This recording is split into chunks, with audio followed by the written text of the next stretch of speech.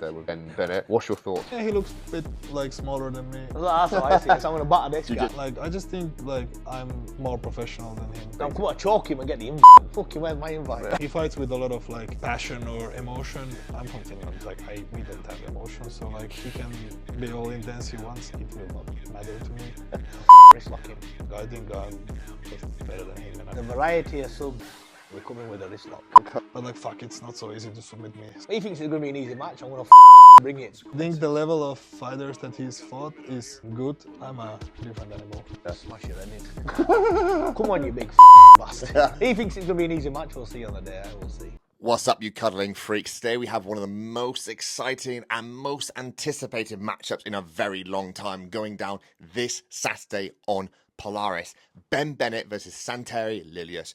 Both have had some incredible matches on the lead up to this head-on collision, with Ben submitting Santeri's friend at trials in a glorious go-go plata fashion, and Santeri stamping in his place for the ADCC finals at 88 kg this year. And before anyone asks, no, he did not mention anything about CJI, but who knows? This podcast was not just about their match this weekend, but a bit about their history, their training, a bit of nutrition and weight cutting, of course, and much, much more. Please go check out our sponsors for the show, and of course, please like and subscribe to the channel for further content updates. Anyway, enough said. Enjoy, you spectrum-loving grapplers, and let's get into episode 30. Oos!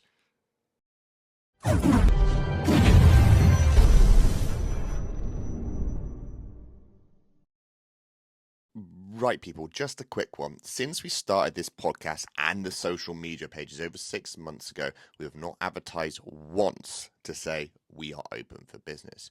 But Jay, surely you're just a podcast. Well, technically, no. We are a nutrition consultancy first, podcast and social media platform second.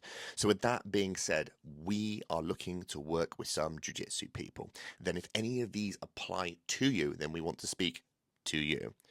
Do you do Jiu Jitsu and breathe air? Then we want to work with you. No, it's not as bad as that, I promise. But are you someone who wants to improve their performance on the mat? Drop down a weight category without having to starve themselves or be concerned about being in the wrong category and fighting people twice your size, right? Maybe you want to go up a weight category but struggle to put on weight.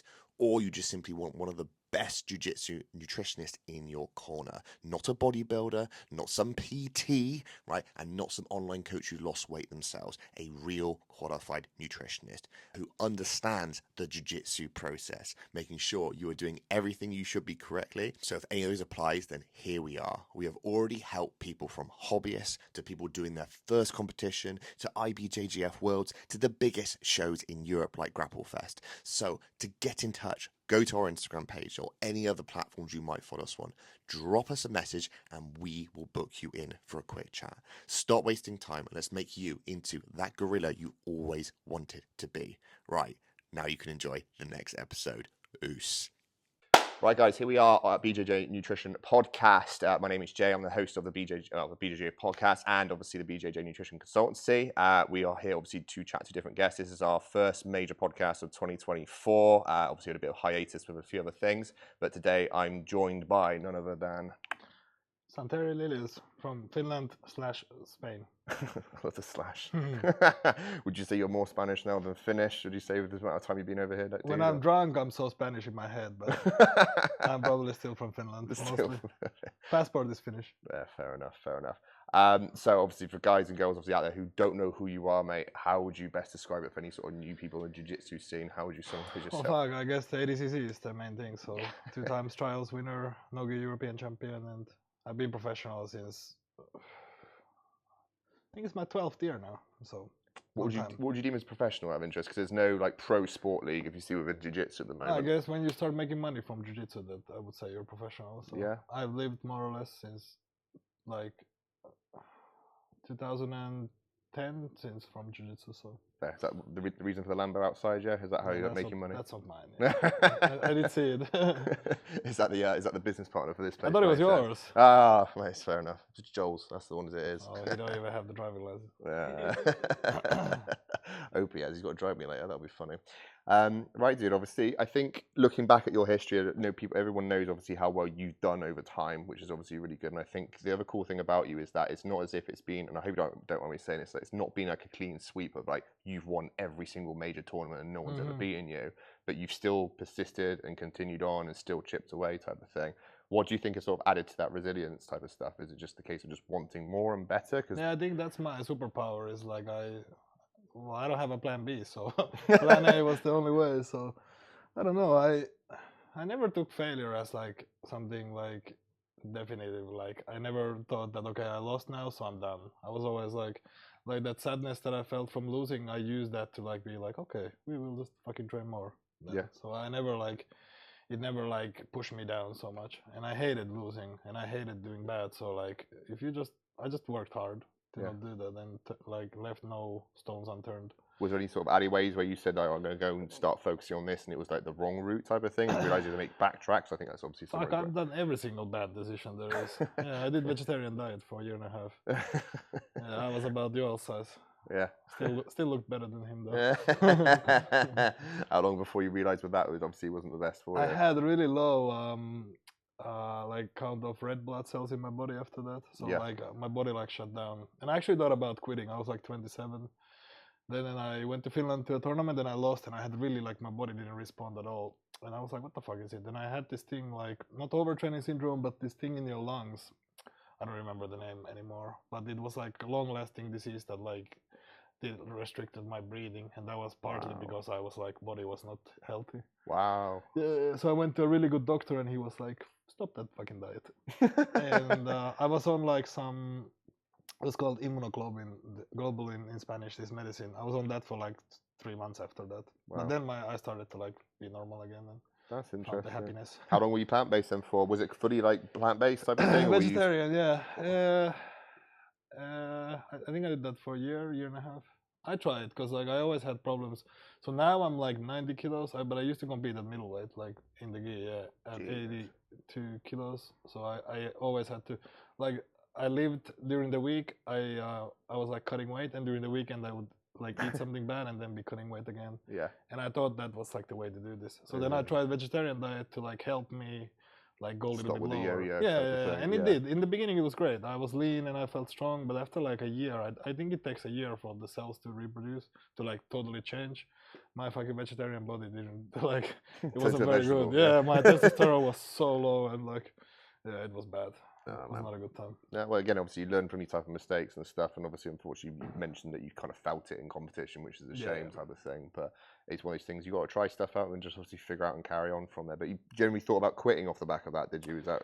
I thought that like mentally I didn't feel very good, and then I had some losses where I was like, fuck, man, I don't know if I want to do this anymore. Like this is not fun. It was like a gray period of my life. So in my head, I actually quit. I was like, okay, I'm done. Fuck this. Checked out. Yeah, it was like April, and then in June there was a tournament here in Spain, and I was like, fuck it, I'll just sign up. And that was the week when I started eating meat again, that week of the tournament. And I remember I ate some meat, and I came to training, and I felt like I was on steroids. I was like, holy shit, like, I feel the power. You got the Mexican meat in there, basically. Yeah, basically. I hope it was. And I went to the tournament and did better already. I didn't even fucking win. I got silver. But after that, I was like, okay, I will switch the weight class to higher weight class. That's interesting. Yeah, and then like 1 year later, I medaled at the Euros at black belt in higher weight category. Yeah. But it just felt better, and I felt better, and like I've always been like, I'm not like super fast, but I'm strong. So when I was fucking vegetarian, I was like skinny and not strong and not fast. So it didn't work. But like at 88 kilos, I think I'm like probably like physically quite strong for this category. So that's interesting how a lifestyle factor like impacted your decision on your jiu-jitsu and how it was sort of like affecting it, if you take what I mean. So there's going to be some people obviously who are hobbyists who are listening. Well, majority of people who are listening is going to be hobbyists type of thing, and it's one of the things that we try and reiterate, that your lifestyle will impact your moods in different ways. And it's like, I don't know, to the guys and girls who go out there who party out every weekend and then go back in on training and feel like, why are they not performing any better? It's just like how it impacts. I can do that though really well as well. I think once the body feels good, you can actually like get away with a lot of things. Like for instance, I don't really cut weight now, like maybe a few kilos, but like I don't have to cut like 6 kilos, which I always used to do. Really? Yeah, it was fucked. I was known for that. I was like, okay, last 2 weeks I'll cut 7 kilos or something. Yeah. And it doesn't feel good. How And do- then your body takes forever to like readjust after that. It's mad because we've done some work with loads of different people, even outside of jiu-jitsu, and I think the hardest thing of all, obviously, because you can compete basically every single weekend, is that you can cut weight every single week, but you don't get the chance to recover. Yeah. Competing every week, yeah. So we've worked with individuals, for example, with different sports. So this is really interesting. You might find is that tug of war teams, right? Official sport, right? The team have to make weight as a team. So like you can have, I don't know, you could be on weight, absolutely fine, but your mates are a little bit overweight and they've all got to adjust to this. But they'll compete every single weekend. Yeah. And so some of them are there trying to shift 6 or 7 kilos every single week, Fuck that, everything. yeah. And it's just taking the time out of it altogether. How did you go about that cutting that weight period, if you don't mind me asking? Was it just sweat or was it just trying to eat fuck all? No, I mean, I've done this thing since forever. I think to my first tournament, I even had to lose weight. I was like 15. Yeah, I was like 80 kilos at 15. I was 16 to 26. I was the same weight, like Really? 80 kilos. Yeah. Wow. So well, I just cut the carbs down a little bit, Yeah. or I used to cut the carbs down a little bit, and just training basically. Then at the last week, I eat like 1,300 calories and tried to train. But like I've done that forever, so like cutting the weight even now wouldn't be a problem. But I don't want to do this. Like I'm trying to now put on a little bit size for the ADCC, but like we talked about, it's hard for me to put on any more size. I think this is like good performance weight for me. So Interesting. yeah, and it seems to work. Do you think that would be a message you say out to a lot of other people, is saying stop cutting as much weight for competition? I try to say it to these guys, but they won't fucking listen. So like I truly don't think it's healthy to cut a lot of weight and it also I think it's kind of like in MMA, like punch to the head. You can only do it so many times. I don't think you can cut weight 200 times. I don't think you can do 200 times 6 kilo weight cut and be okay. Like I think it takes out of you, and I don't want to do this anymore. No, that makes sense. I think as it's evolving and there's more advantage to taking place, like obviously with the day before weighing, obviously now with ADCC, I know it's not a full MMA sort of weight cut a day before type of thing. It's them taking advantage of it. So we don't actually have it at the Worlds yet. We don't know if we no. have So it. this is the thing. So where we've got. If we don't have it, I'm golden. I'm so good. You're fantastic. Yeah. That's obviously, I know the last one. Obviously, there were people that were again not seen. Let's say jumping off the first day off the mats after their like third match or whatever, and then jumping straight in a sauna to then make weight the following day. Well, I didn't have to worry about that because I lost, but but I know some people did that. Yeah, there was Andy Varela was on IV as well, and Ethan Krellinstein and a bunch of people. Loads of them are doing this. It's something which we see quite often where I think people aren't aware of it when it comes to it. So with some of the flow matches, I remember where, again, it was a few years back now, but Jacob Couch got the last minute call up, obviously, to go and compete on one of the, I think it was their little Grand Prix and stuff like this. And he beat, who did he beat? I can't remember. He beat Jimenez in this one. Yes. And he had to shift something stupid like 23 pounds in like 24 hours. But he then did it, was going out to go and get an IV to help him that. And then who was walking out at the same time? Both the Rotolo brothers were walking straight back out. And it's just like, to your average, I don't know, guy going to their local competition, they think, oh, it's fine to do 23 pounds. And it's like, no, you don't. Don't cut any weight. Don't, it's no point at all. But no, you're very much right. Obviously, you're in a prime position, obviously, for that, which is obviously in that. Yeah, but if we have the same as the trials, like, I'm not fucked, but like I'll be a little bit smaller than people there. Does that mean it's the end of the world? Not really. No, but I've always been like physical in my I fought Hulk last time and he cut some weight the day off. So I would ideally like to cut like 2 kilos that day or something if we have day before weigh-ins. I would like to do that, but like I've been saying this since January and I can't put on weight. I've like tried eating much more and lifting differently and everything. So when did you kind of make that decision to stop cutting the 6 to 8 kilos? Was it just a particular fight or a moment, or was it a match that you kind of said, do you know what, enough of this, like would leave? So what happened is I wanted to go up to 88 kilos, but then I ended up going to 94 kilos. So I was like, fuck it, I can't. I just decided to compete in medium heavyweight for this in the gi, just for the big tournaments. And then I ended up like doing well at heavyweight as well. Felt good, body felt good, and I was like, fuck it, I'll just compete at 94 kilos, and I did really well there. So I was like, as long as if it ain't broke, don't fix it. So fair, okay. So and I noticed that also my strength is getting better. Like I was able to lift more weights and everything, and I felt still good stamina wise. And I was like, let's just see how it goes. It's interesting. So it's all based on sort of performance and how things were improving. So if you didn't have those like performances, you may have then considered actually still going back down. Do you think, or? No, probably. I mean, I just want to feel good. I think when you feel good, you perform good. So Yeah. the way I don't think you should. It's like some people switch so much when they go to compete, but I just want to do the same thing. I want to feel the same as I do in training. In training, I do well, so I need to feel the same in tournament. So I don't want to be like 17% lighter. In like people are only like if you compete and you cut so much weight, you're only that weight for a brief moment of time, and like I don't know, you don't know how you will perform there. So I think it's better to stay quite close, and then 1 kilo, 2 kilo is fine, 3 is okay, but more than that, you will notice this. It's interesting. I think obviously there's a lot more federations now starting to do this day before when. I know obviously ADCC, the recent one. You've got AJP obviously doing the same thing. You've got, I know NAGA's not as big, but again, they've got this day before when. And I just start to think that, is this going to be the new trend as more money and more funding is going to come into it? So I've done the Abu Dhabi at 85 kilos, the HEP, and I didn't make weight. I made weight, but I got really sick after that, and I couldn't fight. Yeah, I had to go to the IV drip and everything. I got like some food poisoning or something, and it hurt me. I was like 91 kilos, and I cut to 84.9 in one day, and it hurt me. I didn't feel good. So the next one, I was like, fuck it, I'll just do 94 kilos. I don't have to cut jack shit. I'm like 2 kilos under. I went there, and first match I beat Warczynski. So I was like, fuck it, I'll just stay. Yeah, I'll just stay at 94 kilos. This seems to work. Yeah. It's funny because he dropped down to 88 obviously for the last trial, didn't he? Yeah, for the trials. Yeah, because he's an in-betweener. He's like 90 something. We train together now quite a lot. And he's in between the categories, kind of. He's like 92, 93, 94 kilos, but like you can't do 99 if you're 94. Yeah, where's so that big he gap? has to cut some, No, that's interesting. I think, like I said, as it starts to sort of evolve and sort of as more funding comes into it, and obviously where I don't look at ADXC, for example, they're obviously trying to get more funding and more money into it. I think they're going to encourage it a little bit more as time goes on. But which kind of leads on quite nicely. Where you've competed previously, IBJJF, and obviously you've done other sort of federations, and the focus obviously more is about ADCC. Yeah. Where did you feel like that switch then happened for it, or was it always, has ADCC always been the dream? No, never.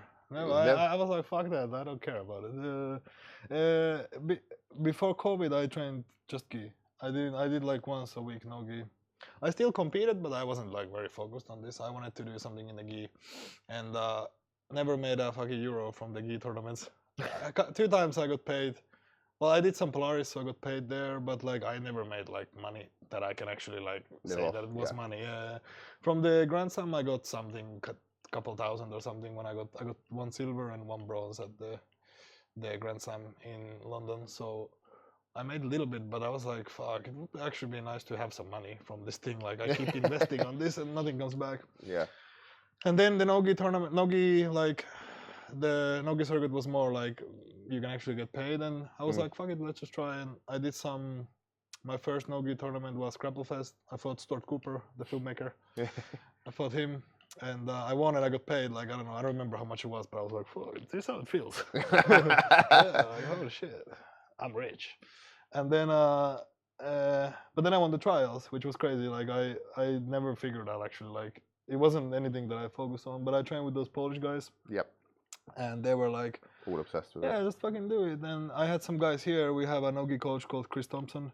He was also like, you should really do this. And Tom Halpin was also here from Ireland, and he was like, just try. And I was like, okay, I don't really, like, I don't know how it goes. But I did really well in training with people who did well there. So I was like, maybe I have a chance. And then I ended up winning. You sound so casual. The amount of prep that some people put into this type of thing, and obviously I know you're surrounded with other people who've done it. Like again, obviously with Joel type of thing, and how they put a lot of effort into it. You said, "I just thought I'd give it a go," and they end up winning it, type of thing. But I kind of knew I will win it, because in my head I was like, okay, this is the day. Like this is the pivoting point of my career. Like it was even crazy because I just had a baby. Me and my ex-wife, we had a baby like November, and trials were in May, and I had a knee surgery November as well. Wow. So, yeah. So it's like, even stacked against you to some degree. So I imagine you didn't get the best of sleep. Yeah, I was fucked. Yeah, and that was the second trials also. Yeah.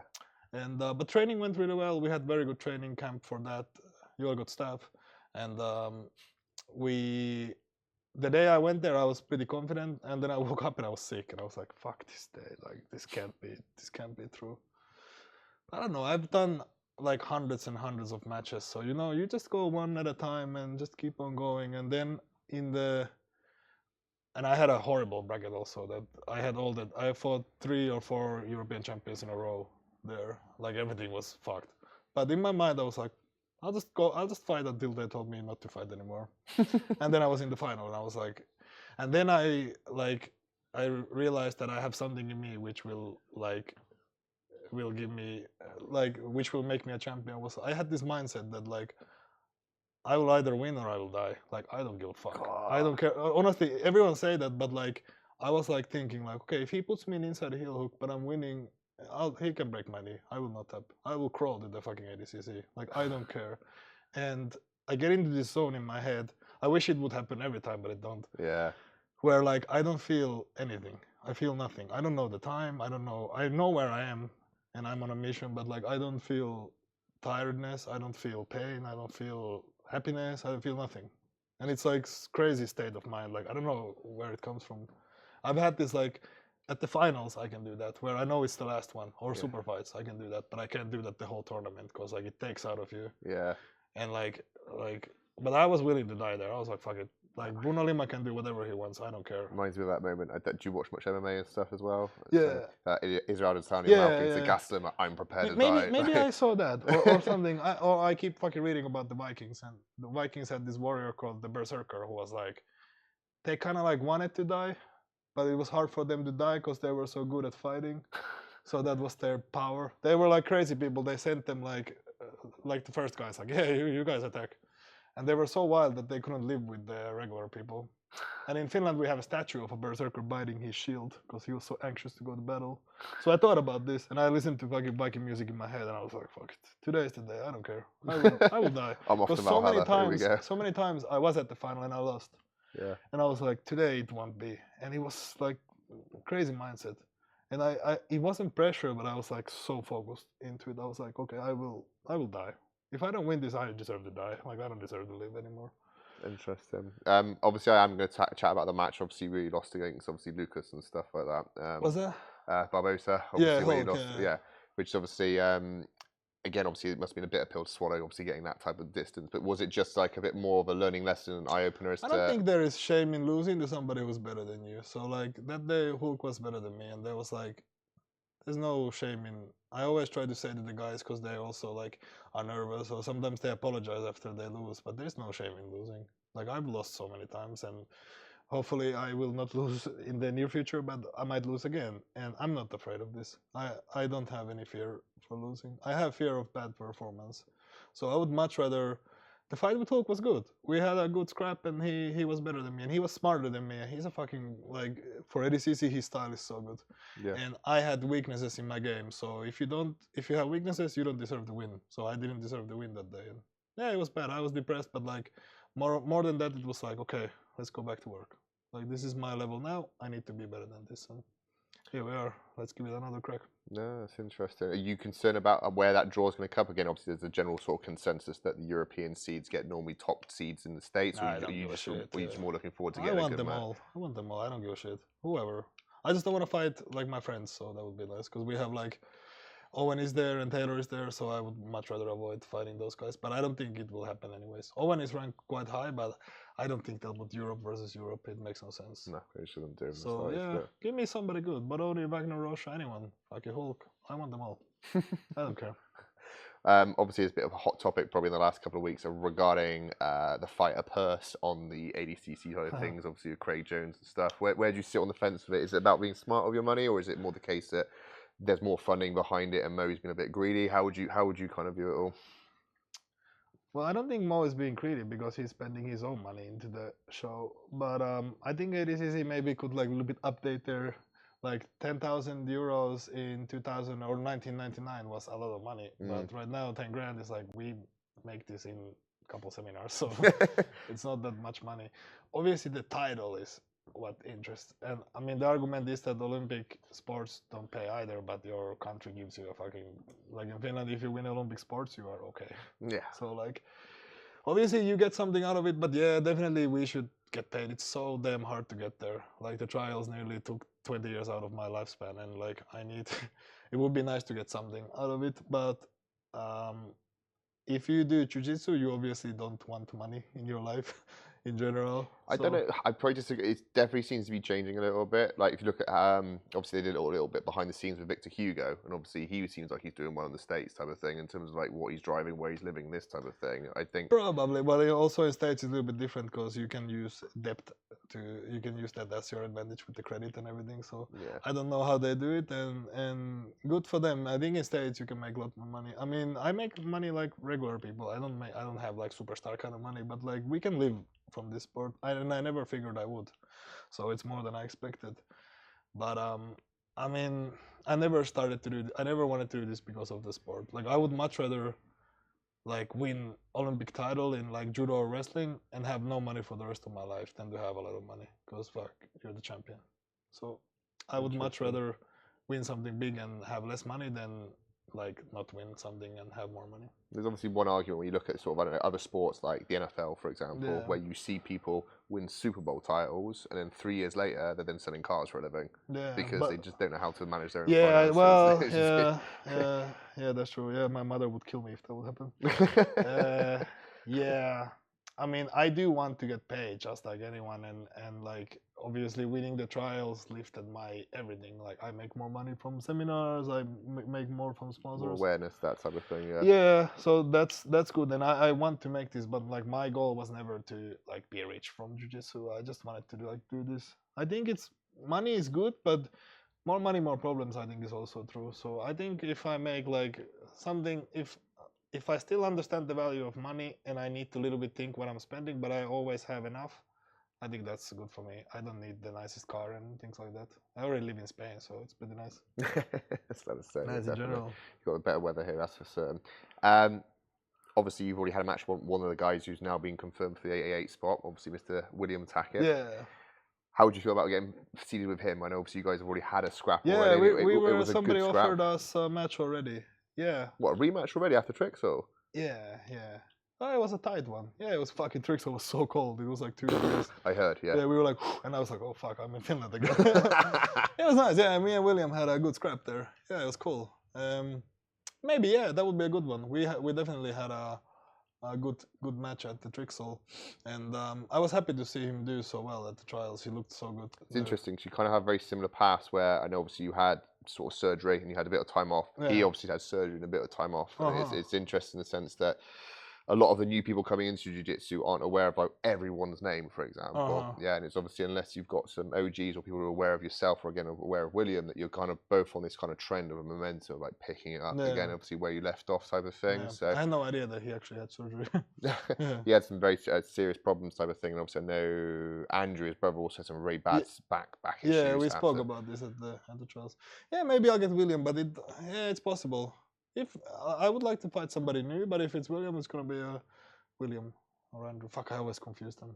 Which one I fought? William is the one you fought. Yeah, Andrew's the lighter one. The bigger one, yeah. So yeah, it was a good one. He's a really cool guy. We went for some beers after. He was trying not to drink a beer, but that's not gonna happen. We got him. Yeah, that's fair. But yeah, I would like to fight somebody a little bit higher ranked than him. Obviously, that's the good thing about being low ranked at ADCC, that I'll probably get somebody high. But I don't give a shit. Anyone. It will be a good scrap, no matter what happens. Good. I think one of the interesting things is obviously from this gym alone, and obviously credit to a lot of the guys obviously you got underneath you, is that the last obviously trials, we had some huge names. Obviously Sergio obviously was there spoken about. Obviously Joel got on the flow, what was it, with your lovely slam, I think, what I remember type of thing, before getting too excited for his next match and got guillotined. Before getting a little sleepy at the mats. Yeah, that was the one. I said to him straight afterwards, I said, mate, you got excited. Like, I'm going to be on the next video for Flow again after having the first little highlight reel. Christian obviously has done absolutely fantastic and stuff. And you guys are just, again, like fantastic facility. Obviously it was great rolling with all of them earlier and that type of stuff. But what do you think is kind of contributing to what's the difference here? Do you see what I mean? Because it's not as if you're having like one outstanding guy who seems to be doing well. They all seem to be coming up. No, but they have a good groove going on. So I wasn't here today, so I don't know how it was. But like they have this little thing going on where they train with each other and they talk a little bit of shit. And like one guy gets the better of one day, but then the next guy comes back the other day. And that's like so nice for me to see, because they're all...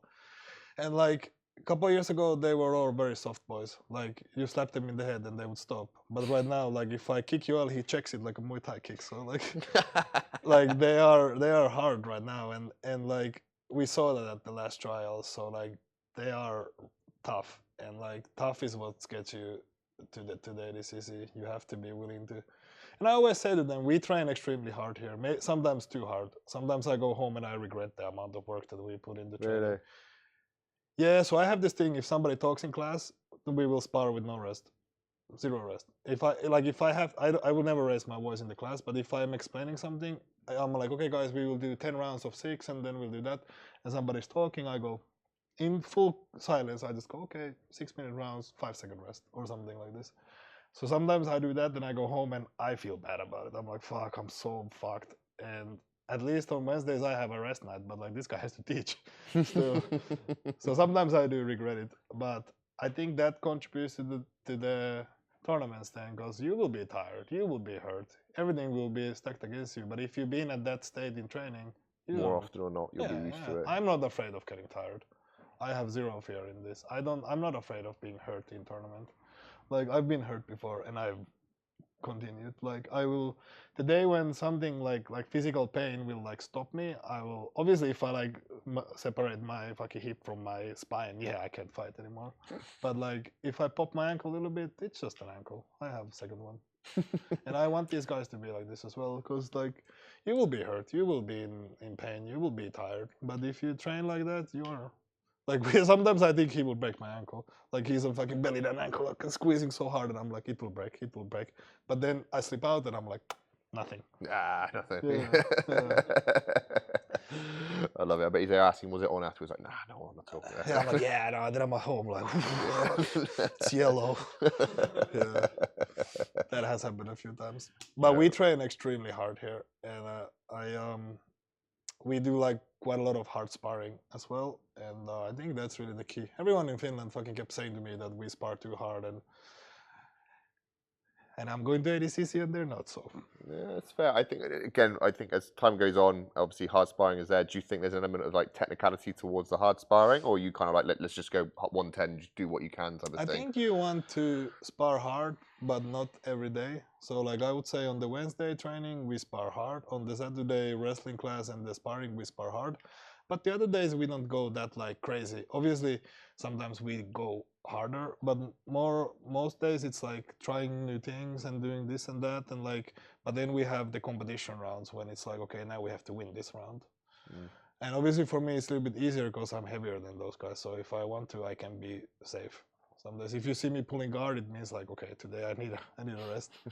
So if you I think the mentality still should be like quite intense, because you can spar hard in Jiu Jitsu and be okay. It's not like boxing where you have to limit yourself. So I do think sparring is good, but not every round has to be the hardest. But when you have competition class, it's to kill and be killed. As soon as that sort of slap and tap goes, you kind of know, right, this is on basically, this is not going to be. Usually the first collar tie, like if you get a little shaky after that, like, okay, it's on. Yeah. But I really like to spar hard, so it's like, whatever. I've done that all my career. That's fair. Where do you think it's going to go, obviously, with Jiu-Jitsu and the type of training? Because obviously if you look at things like the UFC, they've gone through, I don't know, phases of different things where it's gone to the point of like, we want to make sure we're protecting the athletes, they're not hurting themselves too much. And then you've got some people like Sean Strickland who are like, I don't care, I want to spar as hard as I can every day type of thing. Where do you think it's going to go? Do you think it's going to go super technical and it's going to be at UFC PI type of standard eventually? Or do you think it's going to be... Probably, but like I always try to compare Jiu-Jitsu a lot with like Olympic wrestling or judo, and like they do still spar quite a lot in wrestling or judo, so we should look into those things more than the UFC, I think, because it's totally different thing. It's not even grappling. Like you have punch to the head, which like I would never spar hard in MMA if I would fight MMA. Like I would try to preserve my what's left of it. I already do such a bad job. I do this double leg where I hit my the forehead on the guy's belly, but so many times it hits the knee or hits the hip or something, and so many times. I broke my nose with that and everything, so I already have issues. But I think in Jiu-Jitsu we'll have the new sort of information, not the new, but like the latest science like put into the sport, because still like jiu-jitsu is relatively new, and still you see people like, for instance, in strength and conditioning doing the exercises that probably don't make sense for jiu-jitsu because it's not that explosive sport that like judo is or wrestling is. So I think there's a lot of things that jiu-jitsu, still being as green as it is, needs to be applied into it. But yeah, I think it'll go to a more professional way for sure. Obviously, coaches need to like evolve with this one as well. And they should also study this. Like, I don't know how many, like, what's the standard in coaching in general, but like it would be useful if the black belt is not enough. Like, you do need some studies as well. Like, for instance, I have a bachelor's degree in sports science. Oh, cool. Yeah, I studied in Finland. Yeah. In Finland, when I graduated from the military, I went to the Sports Institute of Finland. And oh, cool. that was like my path. That's where I was like, oh shit, I want to do sports. Yeah, and here we are today. We have like a pathway to be an athlete, and that was like one of those. That's interesting. So now you've obviously kind of experienced that. Do you think that kind of like pathway and support from a government backing, should we say, from a country's backing, do you think that needs to be applied in other countries as well? Obviously now you're basically a resident here. Do you think Spain obviously doesn't have that support? Spain has some kind of system, but it's more for judo. In judo, Spain is excellent. Like, so good. Yeah, one of the best countries in the world. Wow. Yeah. And so with that, they have some sort of system where you can study in the same thing as I did. But yeah, I think it would be really useful. In Finland, at least, it's very useful. Sure. Looking at your style of play, mate, it's not as if you are a leg lock specialist. It's not as if you are a wrestling specialist or anything. You're, again, hate to obviously bring it like William and Andrew, very well-rounded in everything. Yeah. What has kind of, would you say you had a specific style previously and you've kind of like rounded it more now into this, or do you think you've just had such a variety, and if so, what's contributed to that variety to give you very much an overall grappler, if you see what I mean? Yeah, I think I'm pretty good everywhere. I don't have like a big weakness or like a big strength. Obviously, like, if you look at it, like, I'm good at passing the guard and taking the back. That's what I kind of do. But I just don't want to suffer too much. Like, you see some people insisting on like wrestling. Like, that happened with me and Hulk. I was like, I need to put him on his ass to win this fight. And like in my head, then when he took me down, I was like, oh shit, like, what do I do now? And I just insisted on wrestling with him. Where like I should have a plan B, where like, okay, my wrestling and his wrestling are equal. Okay, I will probably not take him down, so I will sit guard. Things like this. So after the ADCC for 1 year, I was working guard, actually. Now I just pulled guard. And now, like, I will try. I don't think any part of my game is like so bad that like anyone can just do things to me. So like, I don't know what the fuck I'll do at the ADCC yet. I have no plan. I'll wrestle, I'll play guard, I'll do leg locks, I'll do back takes, I'll do whatever. What did you think in terms of that your training into that point? Because again, like I said, you drop names obviously to see that's what we're going to do. But take Owen and Flanagan, for example. We know he's obviously going to do a lot obviously with legs and that type of stuff. I appreciate obviously he's training a lot with Christian Osbeck, Chris B, and all that type of stuff, and obviously working on his stand-up thing. But that's his kind of like where his niche is. Yeah, like, Owen actually has very good wrestling. Yeah, people don't know about it, but because he never does that. But like he's very good in wrestling as well. Where do you feel like you've got this roundedness effect? Because obviously some people can be like a jack of all trades, but not an expert, and don't ever get that far with it, if you see what I mean. So where? Well, but I think the thing is, like, I'm good at trials. So like, if some guy is a wrestler, I'll sit guard. If you are a leg locker, like, you probably ain't gonna leg lock me. Like, I train with the fucking crazy Polish guys, so like, I'm very like good at defending that. And like, if you want to wrestle, we can wrestle. If like, I'm good at. Like, I don't have particular, like, okay, this is where I need to be to win this match, which some guys have. And, like, kudos to them. But, like, I work a little bit of everything. And, I don't want to limit myself in only being one thing as well. So, like, I like to wrestle, so I wrestle. And I always train like that. If somebody comes here and they're a wrestler, like, I will wrestle with you. If you do judo, I will do judo with you. Because I never had, like, access to amazing training until like recent years. So like I always wanted to do what they do really well. And I had the Division 1 wrestler here for like 5 years. Wow. And we trained every single day in wrestling. And he was also a black belt in Jiu Jitsu. So like with him, like I was able to wrestle so much. He's from Iran. He was from Iran. Wow. And you can't get much better than Dagestani maybe. That's it. Yeah, fuck Iranian wrestling. And he studied in Boston University, and he was already in his 40s when he trained with me, but he beat the shit out of me for like many years until I started to like pick up in wrestling. And Yeah, with him, I trained for like 6 years. He passed away already. Yeah. But I trained like 6 years of wrestling with him almost like weekly, at least 3 times. So like, That's interesting. yeah, so like in wrestling, I'm super comfortable. I really like to do this. So to some degree, then you're kind of saying that you're actually putting yourself in the worst position every single time by saying, like, I'm not saying the worst, not saying it, obviously you're challenging yourself by saying, okay, like John Jones, right? He kind of has this image of like, all right, you're gonna, I'm going against a stand-up guy. Cool, we're gonna stand then. Yeah, well, I probably won't do that at the actual fight, but but I don't want to have holes in my game. You see, sometimes like very good guard players at ADCC, they hit the overtime and they're fucked. Because like, what will you do now? Like, you need to go back to your guard, but the guy is waiting for you to do that. And I think the champions who win, oftentimes they aren't good everywhere. Like 66 was won by Baby Shark. Like, what's his style? I don't really know. No, he's good just everywhere. Yeah. Bodoni is so well rounded. Like, he's not good everywhere, but he's good everywhere. You know, like there's no 77 who won. Oh, Rotolo, Cade. Also, like, again, he's everywhere. good everywhere. So like, I think you need to be a little bit better than the guy at everything, and then you will win. Because you can take the fight everywhere.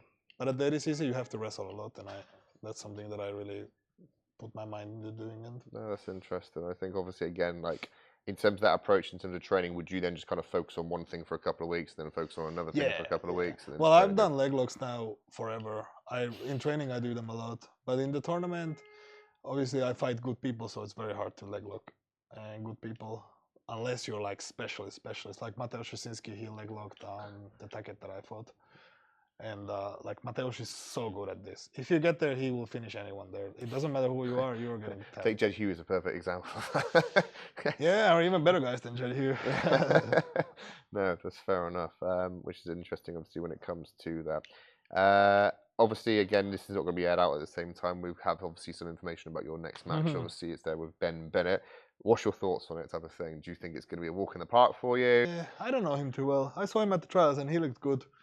But yeah, he looks a bit like smaller than me, and I think he's very good. He finished many guys there that I also fought, and they were tough guys, so good. But like, I just think like I'm more professional than him. Like, I take this more seriously, I think, than him, and like I think he's a good fighter. He fights with a lot of like passion or emotion, and like, I'm from Finland. Like, we don't have emotion, so like he can be all intense he wants. I don't. It will not matter to me. I got that. What's the one? Was it Crow Cop versus what's his face? When they're staring with each other in the MMA fight? I forgot who it was. Yeah. Oh God, it was Crow Cop versus someone else. Vanderlei Silva. Was it Vanderlei?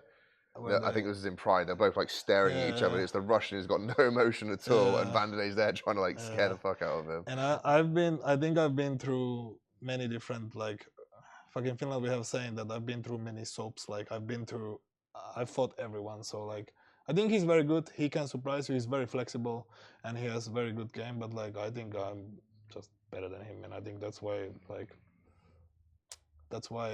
I will win. I think so. But I don't know. He's good. He can definitely catch you. But what he does really well, like the Simalocks and everything, like, fuck, I train with the Polish. Like, they've been ripping on my legs since 2019. So like, I think it will be hard to do that. Not worried about any go-go platters then. Yeah, that also is a very good move. But like, I don't know. He actually got my friend Adam Mitrovic with that. So yeah. But I don't think my head will be so close with him.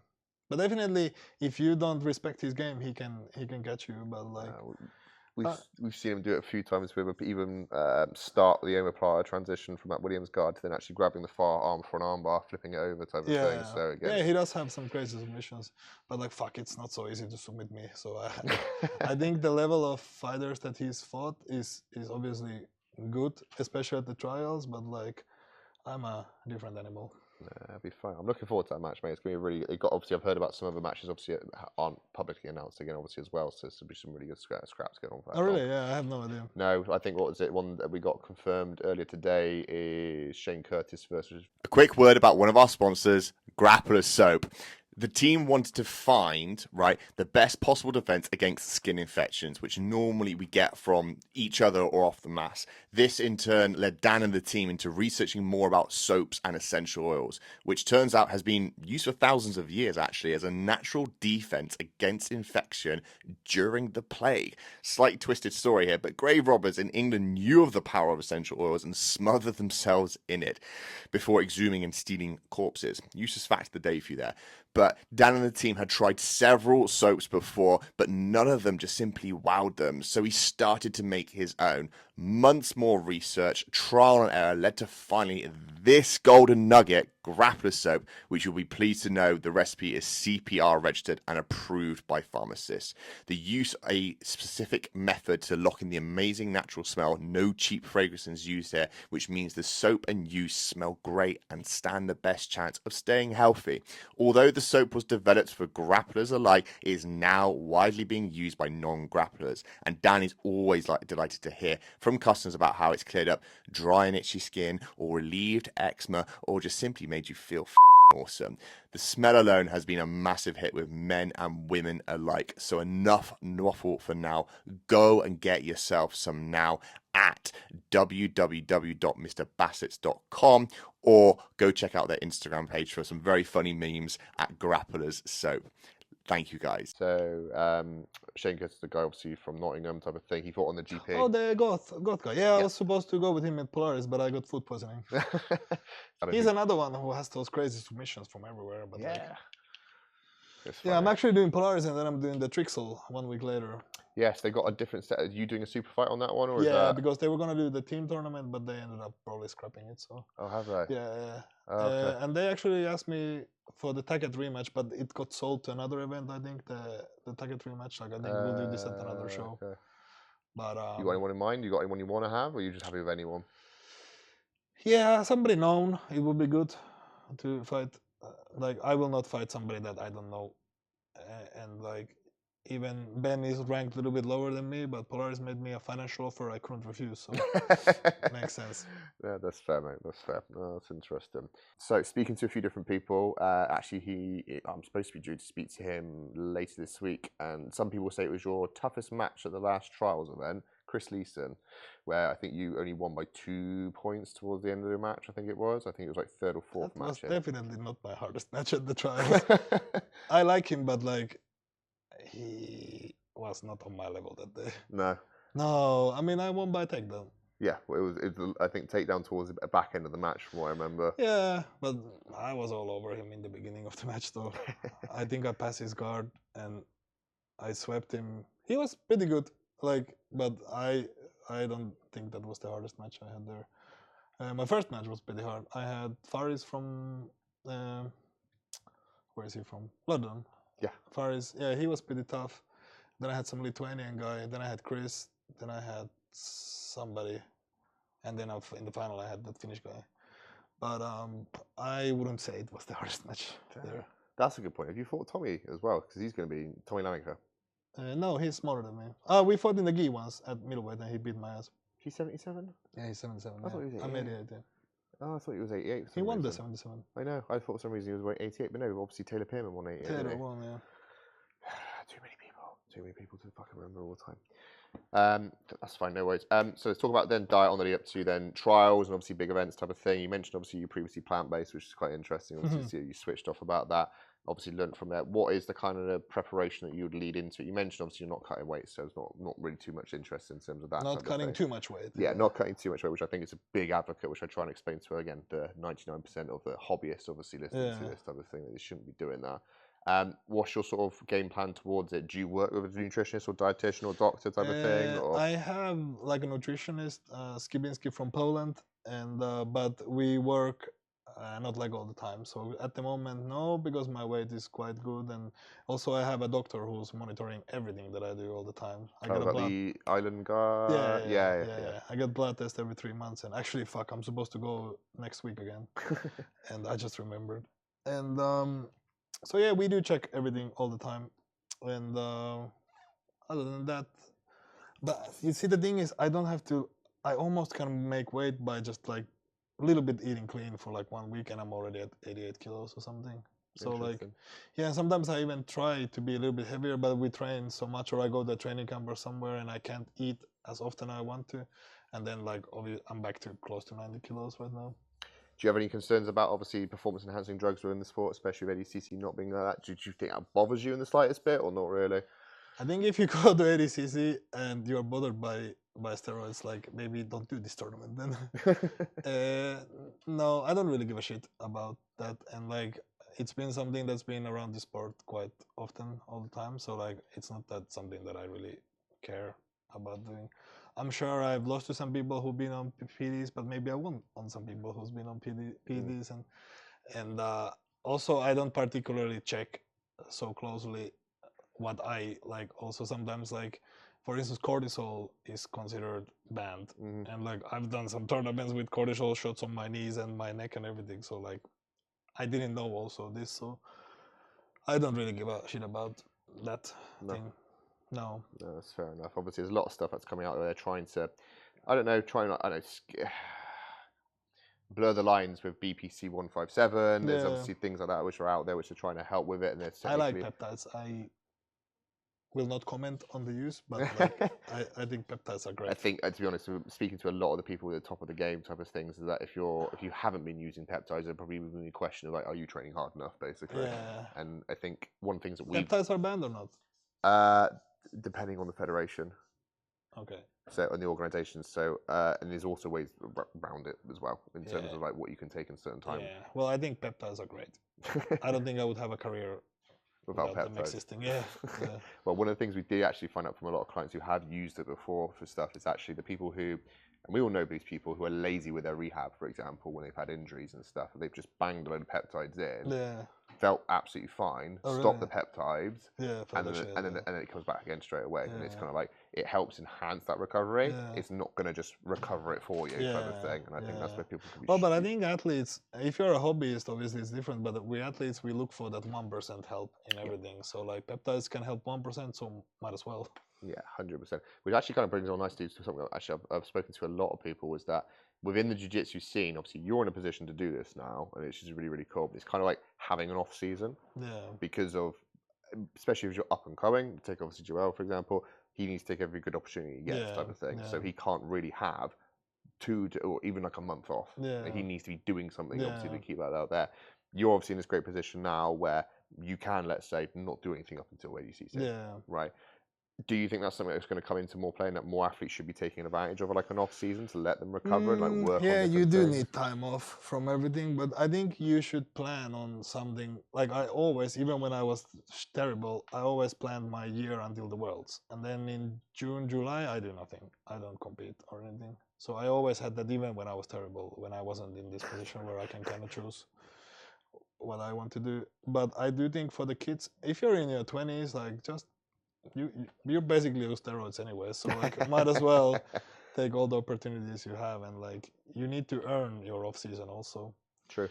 But I definitely think time off from the sport is quite important. I told them not to come here for 1 week after the ADCC. Like, don't come here. And Joel and Christian listened extremely well. Let me guess, they were there the next day or not really? They were not. No, they were here a week after that. Fucking hell. Sergio and Vincenzo was the next day though. See, I said to Joel, obviously after that with his, because he obviously was a bit annoyed with his performance and stuff after the last one. I said, look, and eventually you could see there was a switch in his mind where he was like, yeah, fine, 18 months to the next trials, let's get on with this. And everything. I was like, you need to decompress. Yeah. Right. And then typically he's like, I want to diet, I want to do this and everything. And you know, just like 2 days into it, it's like, I can't do this. I was like, I knew this, like this was going to happen. You just need to fucking switch off for like 2 weeks and then go from there, because now but you see, I don't think about this thing so much that, like, for instance, Joel does. Like, when I'm home, I don't really watch Jiu Jitsu right now. Really? No. I mean, I do look at the instructionals and things like that, to like what I will teach and what I will work on, but like, I want to do other things as well in life. Like, I only started to do well when I let that dream of being the world champion go away from me, because it was so in my mind. I was like, I need to be world champion, I need to win this and that I fucking wasn't even close to being European champion then. And then I remember it was one birthday, I was like 27 or 28, and 27 maybe, and I was like, okay, maybe I'll never be world champion, but I can still be happy. and after that, like I got pretty close to being world champion at some tournaments. So, and now even like if I never win the worlds, I'll still be okay. It's not bad results what I've been having. So like if I never win another match in my life, I'd probably still be okay with myself. So I think that gives me kind of like looseness in tournament. Like I'm not afraid of anything anymore. That's interesting. When did that? Is it just at that 27th birthday that kind of right then kicked in? Yeah, because I was living in this moment of like, you know, when some people are there like, I have to do something. It's like, you know, when you have to cut weight and your body releases cortisol. Yeah. You're like, oh fuck, I have to lose weight, and yeah, you're so intense all about it, and your body refuses to work with you. I think the mind does the same thing to you. If you force it, it will be like, nah, it ain't happening. So I was like, okay, maybe I'll never win, but I can still like have something like this. And after that, I started to be much more relaxed in tournaments because I wasn't so focused on winning. I was so focused on just executing good, like performing good. And when I perform good, I usually win. So like that's something probably taking in for a lot of people to take on board. I think a lot of kids from a young age obviously put a lot of pressure on themselves to do this and do best and be at this point and that type of thing. You'd be amazed how relaxed most of the professionals are in this sport. Like we are not so like, well, I'm not so like ADCC champion or something like that, but like we're not so obsessed with this thing as people think we are all the time. Like we do go for party and things like that, and we eat bad things and we do bad decisions as well, and it's part of living, I think. And like it's been refreshing for me because I used to be from 21 to 28, never went out 0 times. I tried to eat nothing bad. I was like, okay, this causes inflammation, I don't want to eat this. And like birthday cake, no, I don't want that. And after I also relaxed with this, I was like, fuck it, if I want to go out, I can go out. If I want to have a slice of cake, I can afford to have a slice of cake.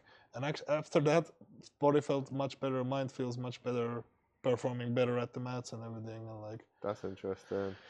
Yeah, I think when you squeeze so hard, nothing comes out good, you know. So I think if you allow yourself to like not make mistakes, but like sometimes you like obviously with the diet you want to eat very clean, but like if you want to have a pizza on a Sunday evening, you can have a pizza. It's okay.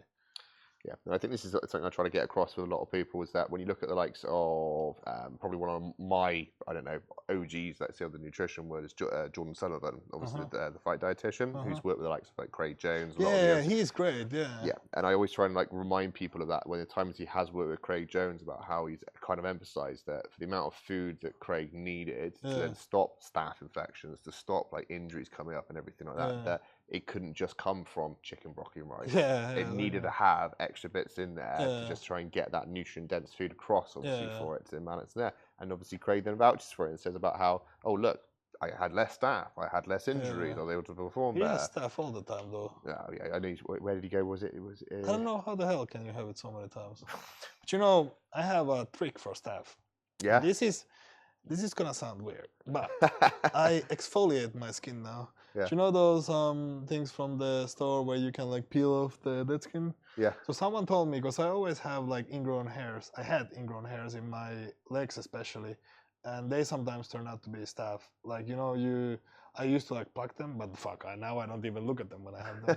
But I still keep getting them because, you know, we shower all the time. The skin is so dry all the time, and men never do anything to their legs. No one ever puts lotion on this, me neither. But someone told me like, hey man, you should try exfoliating your skin because that removes the dead skin away. And I started to do that maybe 1 month ago, and I have had 0 issues of even ingrown hairs after that. I'll believe you when Christian starts doing it. Yeah. He will. I don't think they shower, so I think that's the problem. When Christian has no more staff, I'll believe you, and then we'll market it and we'll make millions. It'll be fun, mate. It'll be hilarious. No, that's fair. But I like the point, I think, for a lot of the hobbyists out there to really kind of listen to this, because again, with the sport that we do, it's like 99.9% hobbyists. Like the rest of it, obviously, fine. If it's a career, I get it. But I think where you've kind of said that you perform better being a little bit more relaxed around the environment. Yeah, much better. Yeah. Like, gets that kind of better result from it. And sometimes I think we all get wrapped up. I know I'm guilty of it, especially working with really high-end people, obviously with different who are on Polaris, Grapple Fest, going to ADCC trials, all this type of stuff, that I end up, because I'm surrounded by it, thinking like, oh, I need to be like them. It's like, no, your job is not to be an athlete. It's just to be a good athlete, good nutritionist. So I used to be so like meticulous with my preparation on everything, and like I didn't win a lot of things then. When I was like so focused, like, oh my god, I need to have this risotto. If I don't have this risotto, I'm fucked. And like when I won the Nogi Euros, I had one match with the one day, and then we went out with my friend. We went to eat something. I think I even drank a beer, and I had a salami pizza the day before. Because I was like, listen, that was after ADCC. I was like, I feel good. I'm in weight, and like, might as well. Maybe I didn't have the beer. I don't remember. But I definitely ate a pizza and some dessert the night before the next day's tournament. Probably not optimal. Fuck, I won the whole thing. yeah. I beat that guy from Polaris, Hunter Colvin. I beat him at the semis and all submissions until the final. And I felt great that whole day. And I was like, okay, seems like I can also eat some pizza the day before. It's fine. And I think because when you're on the, like when you're like cutting weight and something, and then you go for a holiday and you eat some dessert, something, you're fine because you don't think about it because you're on the. But imagine in the diet, you cheat on your diet, you eat piece of cake. Fuck, it's in your mind for 2 weeks that I ate this cake. But on the holiday, you eat something, and your body burns it off. You're fine. But like if you start to obsess over things, I don't think you are gonna perform so well. No. It's about having that balance and obviously understanding, have a rough idea on what's going on. Balance is definitely the key.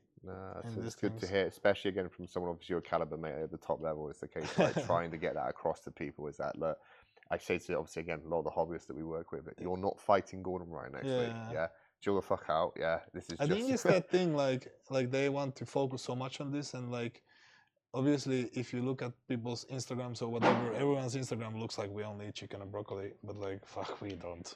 Like definitely not. It's either that or the mass amounts of autism that we've got in with Jiu Jitsu. It's either that or the other, but it all makes sense obviously when it comes to it. Speaking of which, and this is obviously a good question we normally ask. Yeah, you go and win ADCC. Yeah, you're in Vegas. What is that post-comp meal going to be? What are you going to be? Post-comp meal? Oh, I thought the party. I don't know. You see, this is the thing also. I don't crave for anything. Really? Yeah, I used to be like, oh, I want In-N-Out burgers and whatnot, but now I don't have anything. No. So like, no, not so much. Cool. Post-comp meal, then obviously you've got no preference on that one, which is absolutely fine. If you were to have anything, you've got a drink in mind either? No, not really. I don't even crave for those things so much. No, I mean, last time we went for In-N-Out, we got high as fuck and went for In-N-Out, so that was nice. That didn't surprise me one little bit. So, got a couple of questions that we kind of ask everyone, mate, okay? Right. What is your unpopular jiu-jitsu opinion? That people are very soft. I do think most people are very soft. And I don't think drilling is so good for you also. No?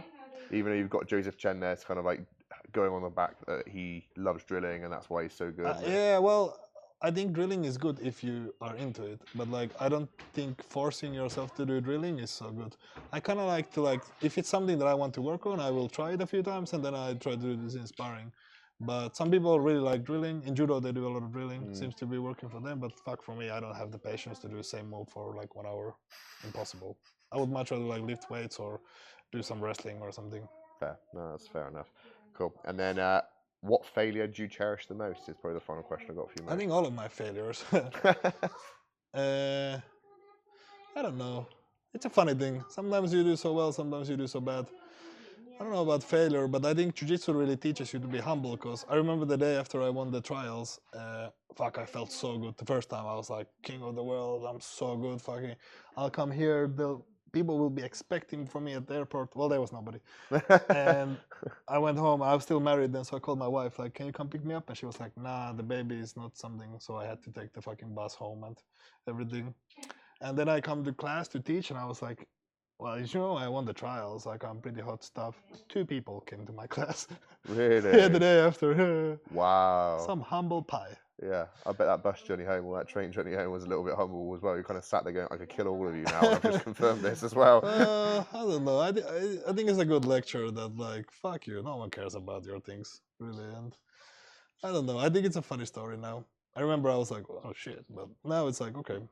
I got a couple of actually other questions I just thought then, mate, which I think will be quite good. You win ADCC. Is that it? You're done? Do you want to defend it? Or are you kind of like, I'm off on my high horse and I'm gone?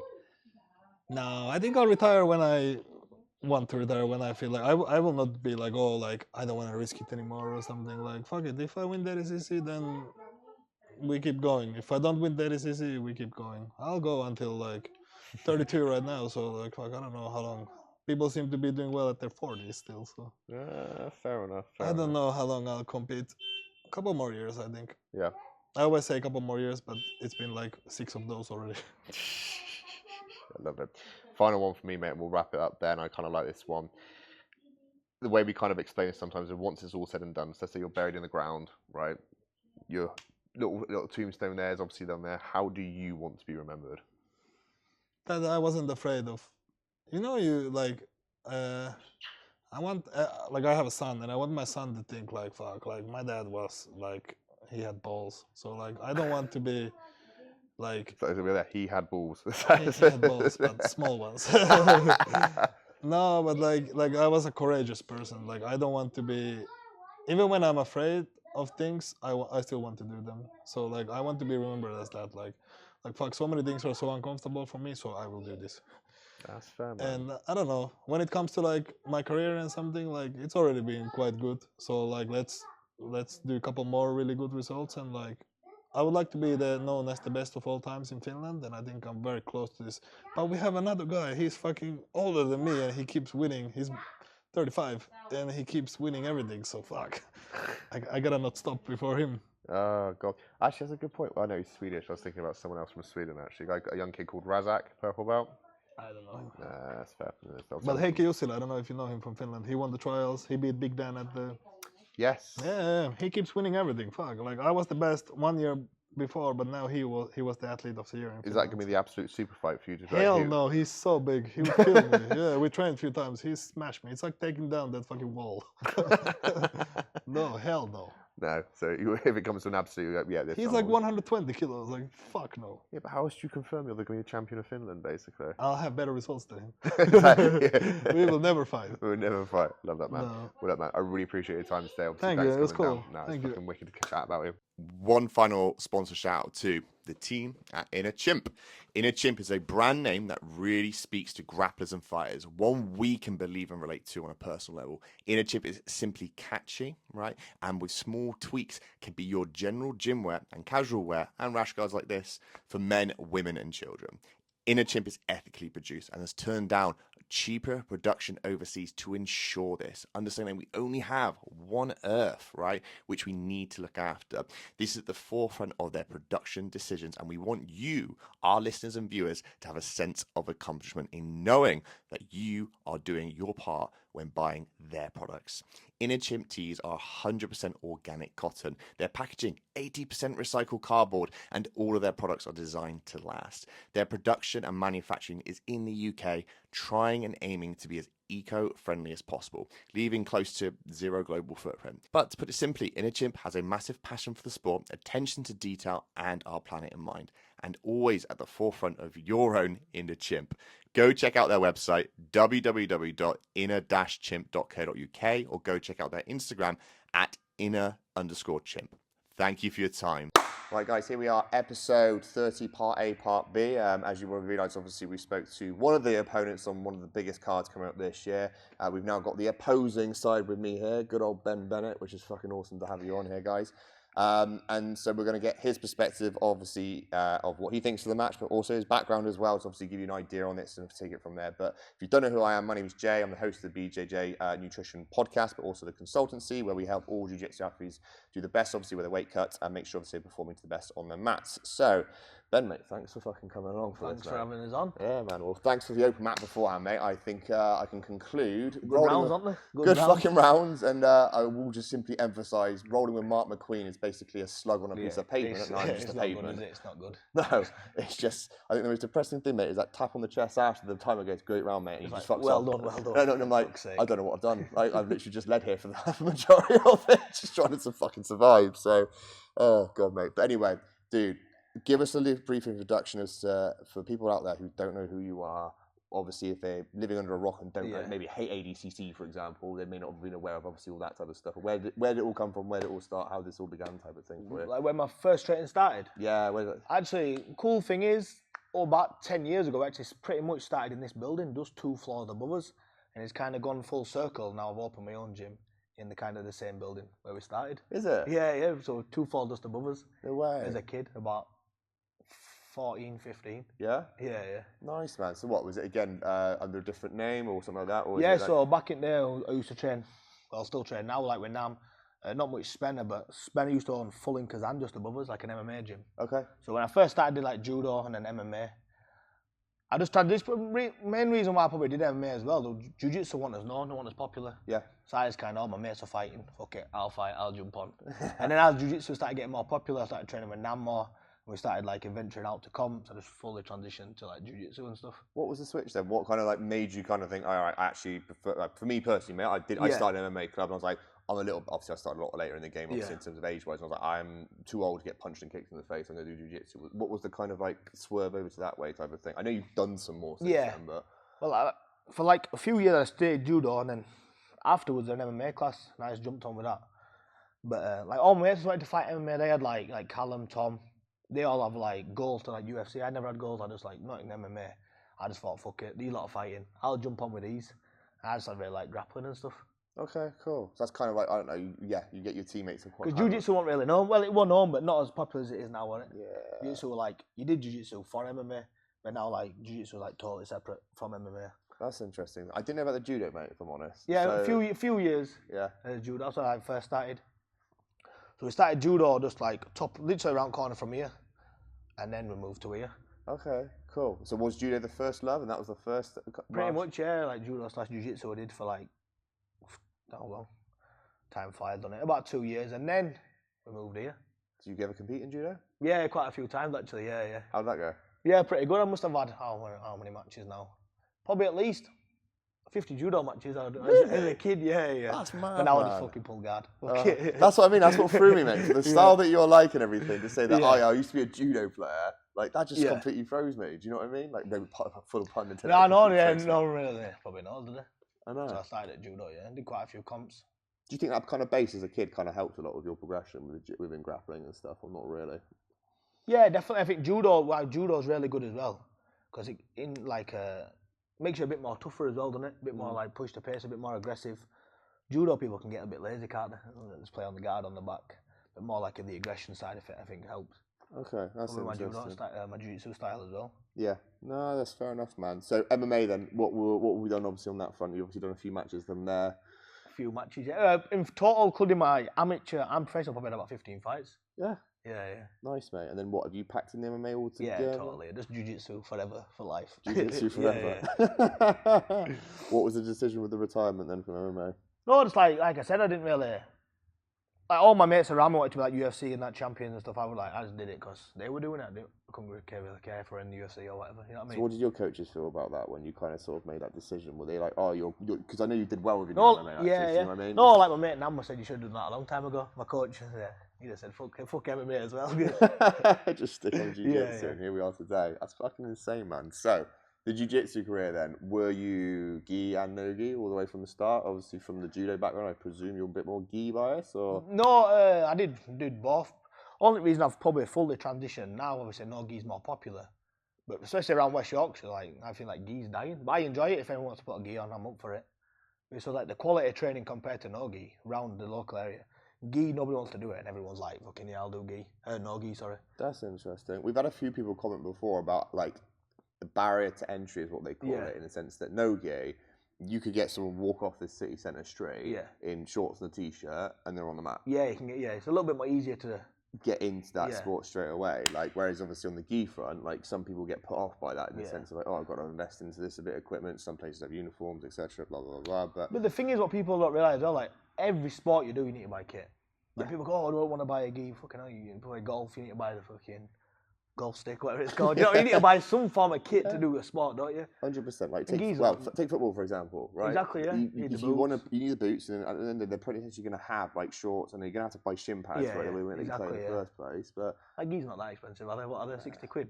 I had one gi I probably bought for 80 quid. It lasted me about 10 years. Really? I was buzzing, and it had like holes in the knees. I thought, yeah, I've done some good training in that. No, everyone looks at the stripes on the belt now. It's like falling apart. You're down the knees. You're like buzzing. Mate, that's fucking mint then. So you've mentioned obviously no gi, judo and stuff like this. Yeah. Any wrestling in the mix at all out of interest? I know there must be some obviously for wall work and obviously for MMA type of thing, but is there anything that you've done specifically on the wrestling front at all? Or? Not really. I go over Bolton like once a week, every now and again, but mainly just wrestle when I'm grappling. Yeah.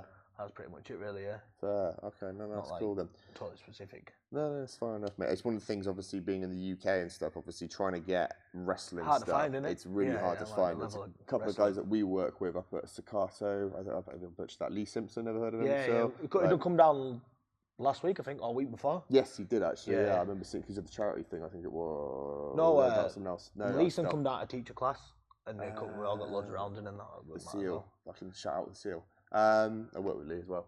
Oh, do you? Yeah, I just mentioned, yeah. No, so that's really cool in terms of that front. So, okay, we've gone down the MMA route. We've done obviously a bit of judo, and then obviously we've now transitioned more into the no-gi. What was the competition kind of like process from you, from like white belt to blue belt to purple to brown to black type of thing? Let's start with that. How long have you been a black belt to begin with for? Good question. I think 2 years. You think 2 years? Time to so quick go so quick, doesn't it? It's hard to like P7. Well, I think about 2 years. Yeah. Any belts that you had any sort of issues with at all? Is that like you obviously got the typical blue belt blues where people were like, oh, what's the point in this type of thing? No, actually, I think like I've competed a lot at white and blue. Absolutely smashed it. Funny story, maybe not funny. Fucking at my first comp, me and Nam, we went down to London. We got an hotel. Guess who against? Taylor PM, and he put me to sleep in Gee, didn't he? No, did he? No way. With my coach straight away. 2 seconds after waking up, Santeri would just take it piss out of me. So I still remember that trials, and I'm like, fuck's sake, you bastard. So that you fought Taylor twice then? Is that So what once in the gate purple belt, so that was quite how many years ago with that. Yeah. At IBJF in London, and then we fought at trials. Fucking hell, Face down, I was like that, snoring fully face down. Mate. I woke up, and I was like that to ref. I need to find a video. I was like, ooh. If you find it, mate, we'll edit it. That'll be fucking hilarious. I need to find it. I think Nam still got it. Fucking hell, mate. If it makes any fucking difference, I know one of my first ever fucking, one of my early days of Jiu Jitsu competitions, I fucking obviously got put to sleep on that. I'm a stubborn fucking bastard, right? I've not met an arm break or anything like that, but I'll go to sleep. Jokes are, you feel like I've got it, I can fight a little bit longer. And then next thing you wake up and you're like... Like this. And I think the funny thing is, like, oh, the ref's like, oh, you've gone out, mate. I said, no shit, I didn't think I was winning from here. Type of thing. So, yeah, mate, no, that's fine. So we went for obviously a white and blue belt, smashed it. Purple belt was a little bit more tricky, did you say? Or... Yeah, I think probably for me, the biggest jump probably blue to purple. Yeah, it's probably a massive learning curve in it. Because obviously a lot more people drop off at blue, don't they? And then like the more experienced people stay on, the more dedicated people stay on at purple. And from there, I think it's an interesting journey. I've kind of spotted myself. I don't know if you would agree with this. I find that the journey from like white to blue, obviously, is just I hate to say it's a bit of time served to some degree. Obviously, within that, right? Obviously, some people might argue a bit different. And that's no problem. The blue belt, I find that there's some people now, especially how much it's booming, that they're, again, this is not for everyone, so I'm talking about probably the bigger guys in particular, is that towards the back end of the blue belt, the more experienced stuff, is when all of a sudden their strength goes out the window. Minus Mark McQueen in this fucking conversation, right? He's still fucking great at jiu-jitsu, right? So don't come beat me up. But the idea being is that they get to that point and they realise, hold on, there's more technical ability with this, and you start to see the people who are like on approaching to that purple belt type of thing, and then you can see a lot of guys and girls like drop off because they go, well, I can't be athletic anymore. Yeah, definitely. Yeah. Do you think that's kind of like 100%? Yeah, like you said, like you like to back in the blue, you definitely start picking up your own game, like moves you like, developing the technique a lot better, and like really fine tuning like your game. Yeah. No, it's interesting. I think it's then like trying to find out that transition of where people are, but you just mentioned people. Like you said, as well, that's why littler guys are so like technically like really good. Most of my training partners are seriously small. Like them 60s, like Jake, one of my mates, Jake is like 60 kilo, fully grown man.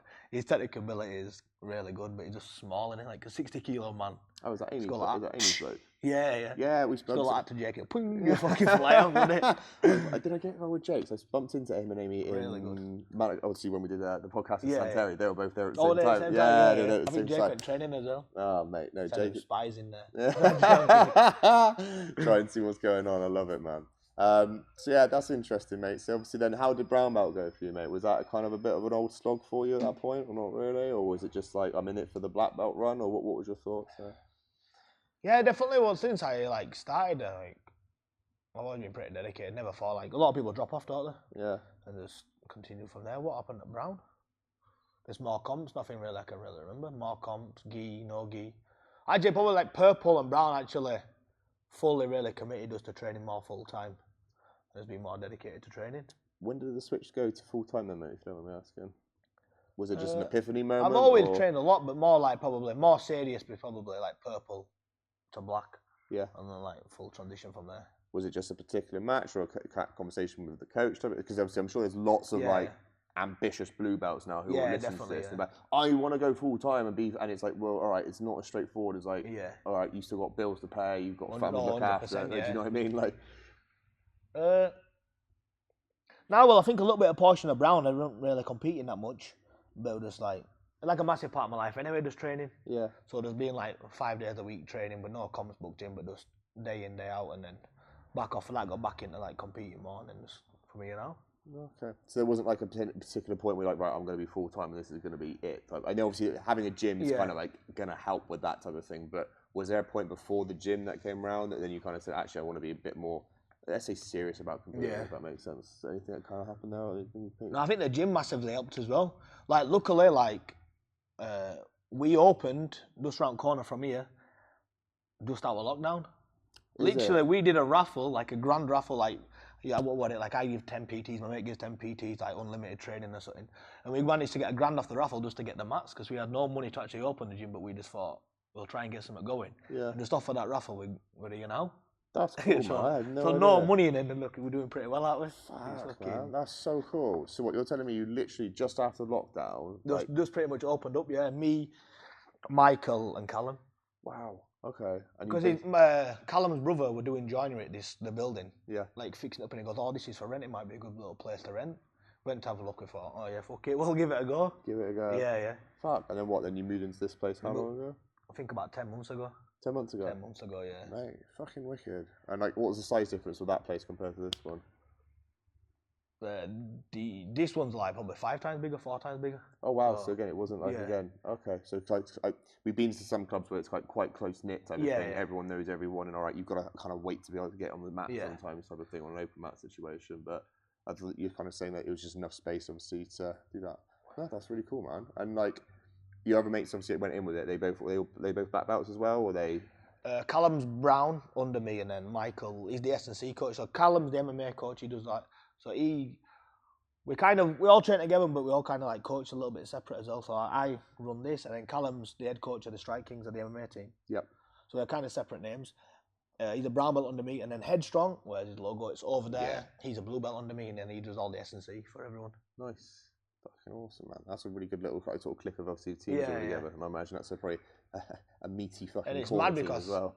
I've known them guys probably a long fucking long time. Just like Callum, I've probably trained with him. Call it 15 years, probably. But in my 20s, I had a little bit of time off. Good thing about like training and jiu-jitsu as well. I think early 20s, obviously I was skinny, needed money. I had to like stop jiu-jitsu for like maybe a year and a half. I had to work the doors, get some funds back in, get my own place, and then went back into training. Well, I was about to say, talking of the doors. Because when you got no money, it's like fucking hell. You fucking skint at you. What can you do? You need to prioritise a little bit. But man. Well, I was going to say, talking of the doors, there's that video which I think went around about a few months ago of someone in Morrison's. No, fucking that was during lockdown, that. I think that was my first day working at Morrison's. First day? I think no. That's my luck, honestly, first day. They're like, oh, it's really quite quiet around here, nothing much is going to happen. And you're there like, oh God. Fucking hell. Is the guy, have you ever seen the guy since? No. You've never seen him since? No. Oh, man. Because I used to work doors in Leeds for about 3 years. Yeah. But I think I probably started doors when about 20. I was like about 70 kilos. Everyone used to try and take piss, and then just fucking everything just escalated from there. Yeah. Oh, fucking mad, man. We had obviously Matty was down there, the bald guy. Like he worked the doors as well, and he used to get picked on all the fucking time because it's just like, and he'd be the one like basically just putting everyone in their place every time. Exactly, yeah. That's what look at the fucking people. They try and like bully you and intimidate you. They'll ignore like the big massive guy you're working with, like he's invisible, and then they'll try and bully you. And I'm thinking, you're taking the piss. You fucking taking piss. It's the funny thing is, bro, when the big guy next to you is kind of going, yeah, he's my coach. Exactly, yeah. Fucking hell. So obviously a bit of a hiatus from there. What was the kind of decision, like when you said you're 20s, obviously to get funds together and everything? It seems like at that point you could have like completely gone off tangent and done something else, and maybe just packed some jiu-jitsu altogether. What drew you back to it, or was it the case that when you had the break, it's like, I'm definitely coming back to this, I just need to get the funds in place type of thing? Yeah, just kind of get the funds back into place, a bit more settled, like obviously getting the income in, somewhere to live and that, and then obviously once that's all settled, then back into training is always going to be there, isn't it? Oh, nice, man. So you're pretty like basically focused on like I need to get back to jiu-jitsu. Yeah, definitely. Yeah. Nice, What else is it I do for college? Mate, honestly, we go me anyway. It's loads of different places we go to type of thing, and like I think someone said to me, the Welsh, for example, they would just get pissed up, take drugs or fight, and that's it. Like, and it's just like, or rugby, that was the other one for them type of thing. So I imagine obviously it's similar when it comes to that, but no, that's pretty cool, man.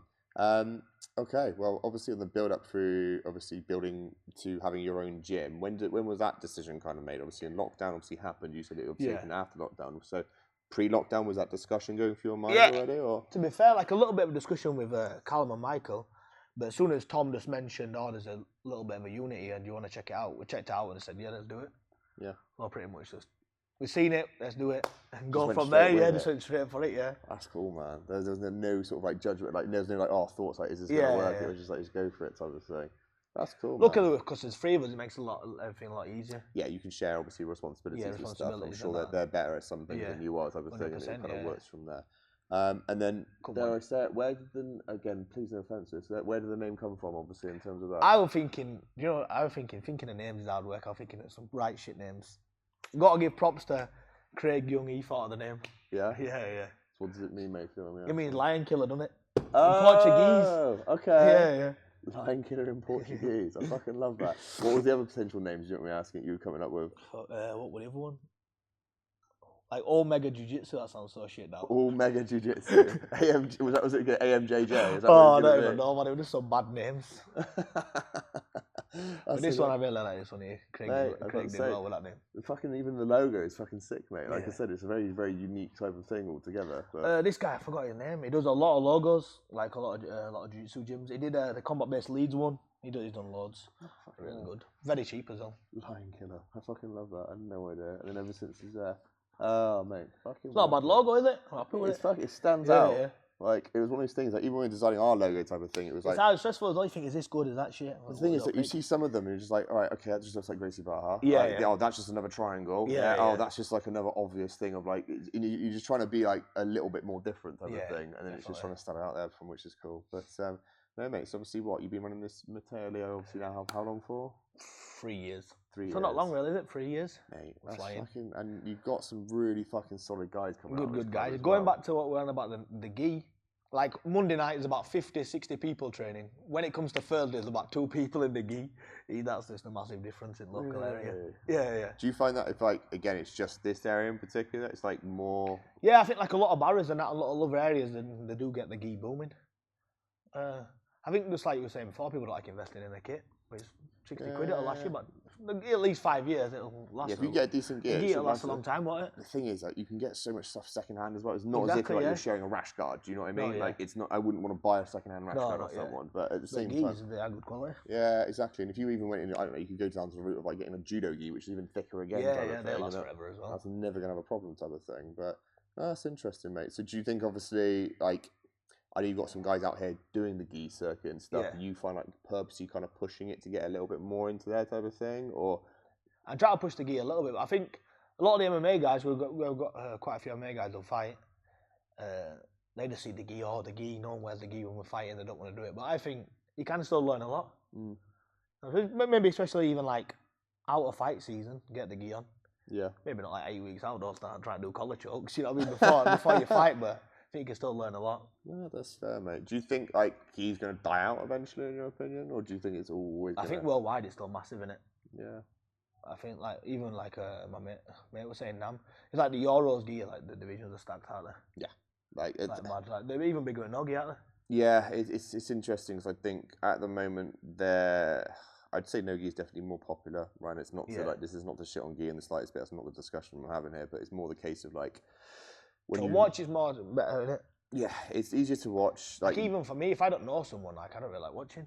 No, well, this is the thing. I don't even prefer watching a white belt who I know compete. You know what I mean? Because you got like that connection. You know him. He's better. Yeah, I've said this before, right? So down south, we've got an event called, it's basically like identical to Empire, but it's called Pro Sport Grappling. Yeah. Right, and they've got these cash prizes, absolute. So anyone can enter from white to black belt, and it's all subs, right? Yeah. They do basically gi and no gi. And I said, I've enjoyed some of those more than some of like the flow or WNO stuff. Yeah, right? Definitely. Because when you know people, it's well better. It's well better. And I think the funny thing is, mate, and I'm sure you can vouch for this, you could go to any gym around this area, right, and be like, who's the top dog here? And like, him. go speak to him, go speak to her, Yeah. killer, oh, he's a dog type of thing. And then you get this competition where it's like, cool, we'll put all these killers in one room, exactly, and we'll see who is top dog. Yeah, that's the good and way it's to do just it. like, and I find that way, it's like, well, my dad could beat up your dad type No, thing. yeah, Do you know exactly. what I mean? 100%, yeah. And then you get that local competition, I'm like, that's well more fun. Yeah, Do you know so what it's I like mean? you say, like the local teams just against each other, and it's good, isn't it? Who's best at this? Gi, no gi. Yeah, no, it's good, man, which is really, really cool. So I think one question that I've got for you, mate, is the bendy wendy fucking style, right? Yeah. Where did that fucking come from, man? Has that always been day dot type of thing, or is that like? I think about being always flexible, but funny thing is, I never stretch. I started any stretching now because I don't want to be losing like my go-go's and stuff and the Williams guard. But never after training, never stretch. Where does it start then? I think I just got like loose hips, and then I started like. I kind of cycle through moves. Like I went from a leg locking phase. I try to leg lock everyone. Now I've gone for like the Williams guard phase, and then like went for a passing phase. But like naturally, not really like any purpose behind it. I mean, like I just kind of randomly went into that kind of style. So who introduced you to Shaun Williams? Because again, some people will listen to that and be like, "Who the fuck is Shaun Williams?" Right? To be fair, I don't even like watching any jiu-jitsu. I just started doing it, and they're like, I was speaking and I'm on that, and he goes, "Oh yeah," like Shaun Williams does it a lot. I just kind of naturally started doing it, and I thought, "Oh, it's a really good control." And then like. Because my style is always like, I don't really like winning by points. I want like the sub. Double sub. So, but that position, like the Williams guard, there's just loads of submissions from there, and they can go triangle, armbar, go platter. There's just infinite amount of submissions or directions you can go from that position. It's something I got introduced to quite early. Again, obviously, I'm very talking to you as a boob. I got introduced it by a guy called Andy Valencia from Sweatbox in Bristol, and he was talking about it again. He's quite getting bendy like yourself type of thing. And all I just simply found is when you go from doing just normal omoplatas to Williams guard omoplatas, you go, oh wow, they don't escape straight away. Yeah, it's pretty good control, isn't it? Yeah, nice and because you're basically an anchored weight to their shoulder, it's like, oh, okay, cool, this gives you a lot of positions. So take your time first of all. Take your time once you control their posture and their shoulder. You can then start obviously doing lots of different things and setting up some wonderful stuff. I don't get me wrong, I would constantly have the fear that I'm waiting for. I'm sure you've seen the videos of that knee just going. I know, that's why I try and get on my side more, especially for the people who are not as flexible. Like one of my guys just laid flat on his back, and then obviously if you're not used to it, and then people are ragging on the knees, he popped his own knee. But I try and go on my side a little bit more. Yeah, and you've got a bit more rotation in the hips then. Yeah, no, that's cool. So when did you? So I'm guessing obviously you went through these different phases and stuff. What's the next phase after the Williams card? Then you've been doing that for quite some time. No, we'll just see. It kind of randomly happens. Maybe I go back to leg locking. We'll see. That's fine. So obviously you've had passing. Actually, I want to get good at passing. That seems to be the common trend at the moment. It's like this outside passing style and getting that all type of sorted. But I think we'll pass it kind of like what's the word? I don't know. When people think, well, I do anyway. Like things need to work the first time, but especially with pass, it don't happen. You need to be persistent with it, keep the constant pressure, and then gradually work for the pass. I think sometimes I do. I get frustrated. You think, fuck, it's not worked the first time, but passing takes time, doesn't it? Yeah, I think it's the same sort of thing of which, again, for myself, like I've been going through a bit more of a false street phase at the moment, and like sometimes you hear, you think, fucking hell, this is so much more easier. Yeah. And other times against people who are aware of the move, they realise exactly what you're doing straight away. It's like, oh, it doesn't work. And they'll counter it straight away. And it's like, eventually, I think from speaking to a few different people, it was the case of like, you've got to start masking it a little bit more, and then having like wrestling, like chains to it, basically. Chaining the attacks, and like you said, like masking it, like selling the technique as you're doing it, kind of thing. I think what was it? Craig Jones said, "Oh, you could mask it to a wrestle up, to then actually drop back into it again, type of thing, and stuff like that, type of stuff." But no, that'll be interesting, obviously, with that altogether. What's the we've got a big match obviously coming up on Polaris and stuff like that. But any sort of notable matches beforehand? Obviously, I know I'm not talking about ADCC, probably more, let's say, like sub-only matches. Any ones that sort of come to mind and stuff like that you really enjoyed or learned a lot from, or? Recently, what I've done. Don't have to be recent, man. It could be obviously back in the future. Well, you mentioned obviously the Taylor Payment match, which was funny. Back at purple belt days, you fucker. We're coming for the third match. We're coming for you, you bastard. No, that's our guy.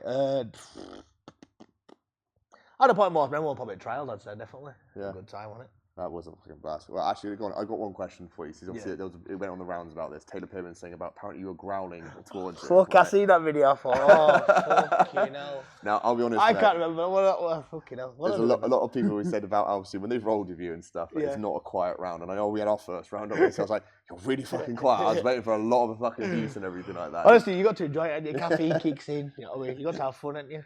Hey, I think there's one of the moments you weren't even in like a dominant position. You're just like your head is right in between his ass cheeks. You know, jiu-jitsu guys and just rolled off again type of thing. So, oh god. I think that's when you like, if you enjoy it, that's why people. I think people just enjoy it. You can't take it too serious like all the time. Like I think people, especially beginners and that, they get frustrated, don't they, if they get battered in training and that. Oh, mate. So, you have ups and downs. You're not going to be the fucking. You're not going to batter everyone day in day out, are you? I've said this many a time. I started off in an MMA gym, right? Yeah. An open mat. They would not teach you a fucking thing. Yeah. Right? It was like you're here. It's basically your mind for the next like 6 minutes. Yeah, just keep everything to themselves. Right, and they keep everything to themselves. And I had to basically go into the point of like, right, for the next 6 weeks, all I'm trying to do is just get a butterfly sweep on one person. Yeah. And if I get that, that's job's good. Not a sub. Yeah, it's good. You have to aim for like have a set target in the role. And just try and do that over and over and over again. And eventually I got to that point. And I think by having that kind of starting base of like, oh, I'm not interested in fucking subbing people, it was the case of, right, okay, when it came to the point of like, I'm going to hit an arm triangle today, it was like, cool, I can now build up from that. But I don't know what it is. Like some of the younger guys and girls, I think, just seem to want to know everything instantly. I know, it's mad, especially when new guys come in to think that this, I don't know, they want to be like, just smash everyone straight away. I'm thinking, fuck it, I still get battered now. I've been training 10 years. Who are you just to fucking train 1 week and think you're going to batter everyone? It's funny. Just enjoy it, don't you? I mean, but I think one thing to take away from this, mate, is like the fact that you mentioned like it has to be enjoyable, right? So I've God, we're going full on dark mode, aren't we? I'll be like, walk around. Oh, my knee. Turn the lights back on. Quick warm up, yeah. Quick warm up. We're back. We're back. One of the things, obviously, I've been at clubs where it's properly super serious, like no music, right? No talking, no laughing, that type of. Probably like new wave style, right? And I've also been at other clubs where it's like music's pumping, everyone's having a laugh, that type of thing. Do you think there's like a balance between the two? Like, is there like serious training that maybe go like I said, not necessarily not saying you're not serious, but do you think there's like different? Definitely a balance. I think we kind of hit all them, like you said, like music on, have a good time, have a laugh, but still try to like go at it. We're not like fucking about in the raw. Like we're going after it. We're training hard. We try to kill each other, but still enjoying it at the same time. Nice.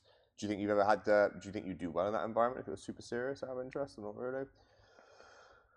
Yeah, I think definitely. Yeah. Still, yeah. So as long as the training's good. Like the opportunity to like to go out into the States and do B team versus DDS, like not DDS but New Wave. Would you choose one over the other out of interest or? It'd be good to train at both, wouldn't it? You have to choose one there. One. Oh, where would you go? You can't just. I don't know. Obviously, B team more laugh. It'd be good to train with Gordon and Doncaster as well, wouldn't it? If I had to pick one. If I had to pick one right now. Fucking hell, I think. Fuck it, we're going New Wave. New Wave, yeah? New Wave, yeah. All super serious then? Super serious. Super serious, 20 minutes instructional on the foot in that, mate, yeah? From Danaher. Does he talk about which one he's coaching? Or I got no idea, mate. Like, I think I always said it right, said good. Like, because I don't watch his instructionals, I probably need to start watching more instructionals, but like people say like he talks like 6 hours, like fucking Jesus. That's too much for my attention span. So a few things obviously that come up with people kind of like, it's a love-hate relationship. Number one is like cross-training. Yeah. Right. Do you think that's a good thing or a bad thing? Or how definitely. It's good to get to know everyone, innit? Have a laugh and that. It's not being like stuck in your own bubble. Yeah. People get stuck in their own bubble thinking they're the best. Fucking hell. They go to another club and they be like, people are, this guy's sick. He's sick. Oh, he'll beat anyone. You ever competed? No, I've never competed, but I'll smash everyone. Well, fucking compete and I want to see if you can smash everyone. You know what I mean? You can't be delusional in your own head. Do it. No, that makes kind sense. of thing. Makes absolute sense. So cross-training your pro for, which is absolutely fine. I think that's, again, I kind of vouch for it because I think it gives you a chance to, outside of competition, kind of evaluate where your level's at. It also, if I'm honest, it verifies like where your gym quality is. And that's not to be like, negative, but it's just like, and I appreciate some gyms have the opportunity to only teach you so much. Yeah, but you can't, unless you, you can't go wrong.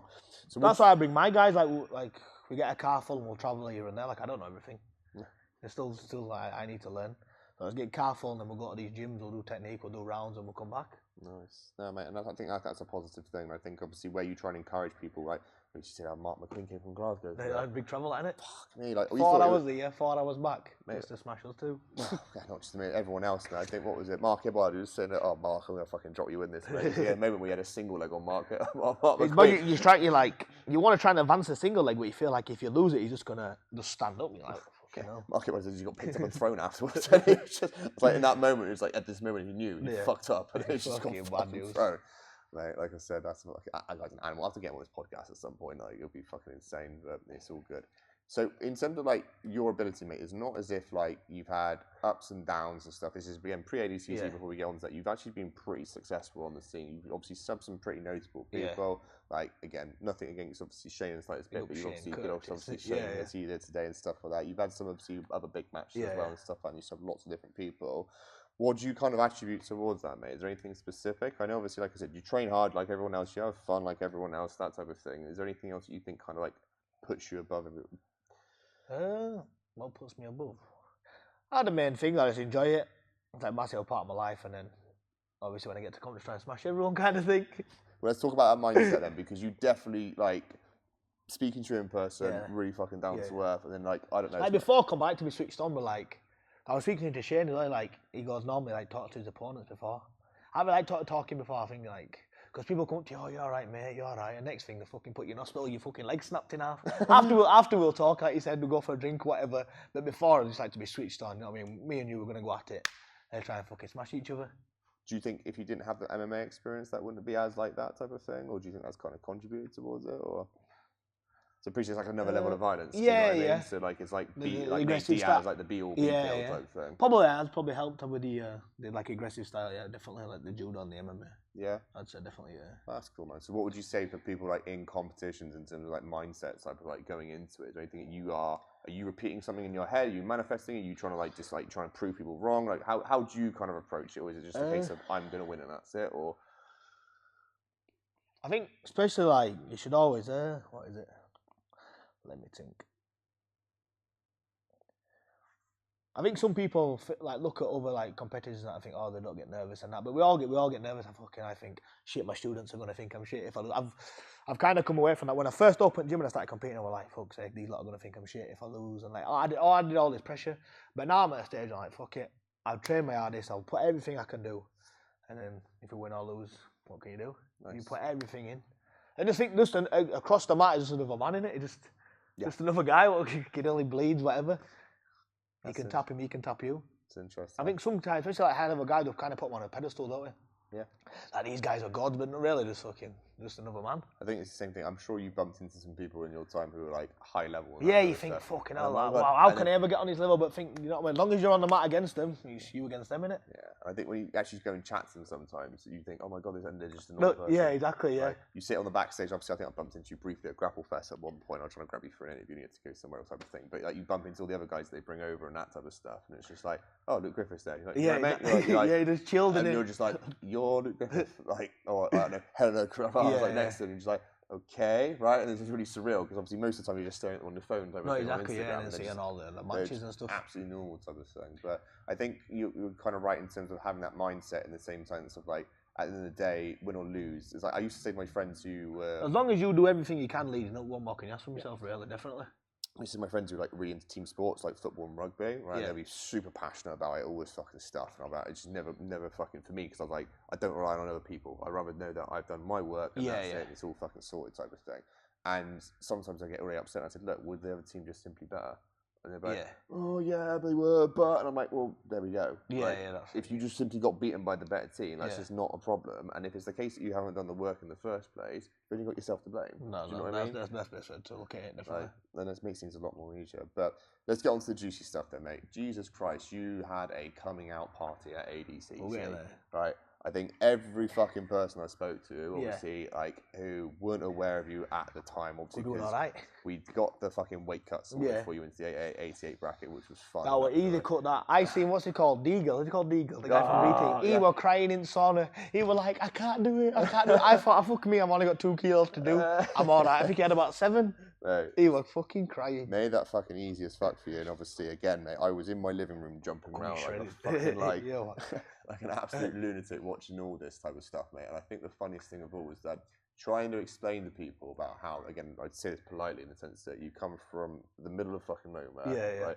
With not like Hodger Gracie is like your black belt equivalent type thing, an independent club, right? And you weren't just getting wins by points and everything, you were just tearing everyone apart. Don't get me wrong, the celebrations afterwards, I think even Ash Williams said, I just can't wait to see the celebrations. The big celebrations. Right, which is all fucking good. But mate, fucking just, it was just sick to watch. Like, and I think probably like what all of us, I want to ask is like, probably from my perspective, I know you wanted to win, and wanted to do the best you can. Did you genuinely think you were going to get that far to begin with, or was there a point like third match in, you're like, oh, hold on here, this is fucking. It was kind of mad. At one point, I was literally just like, just one match at a time.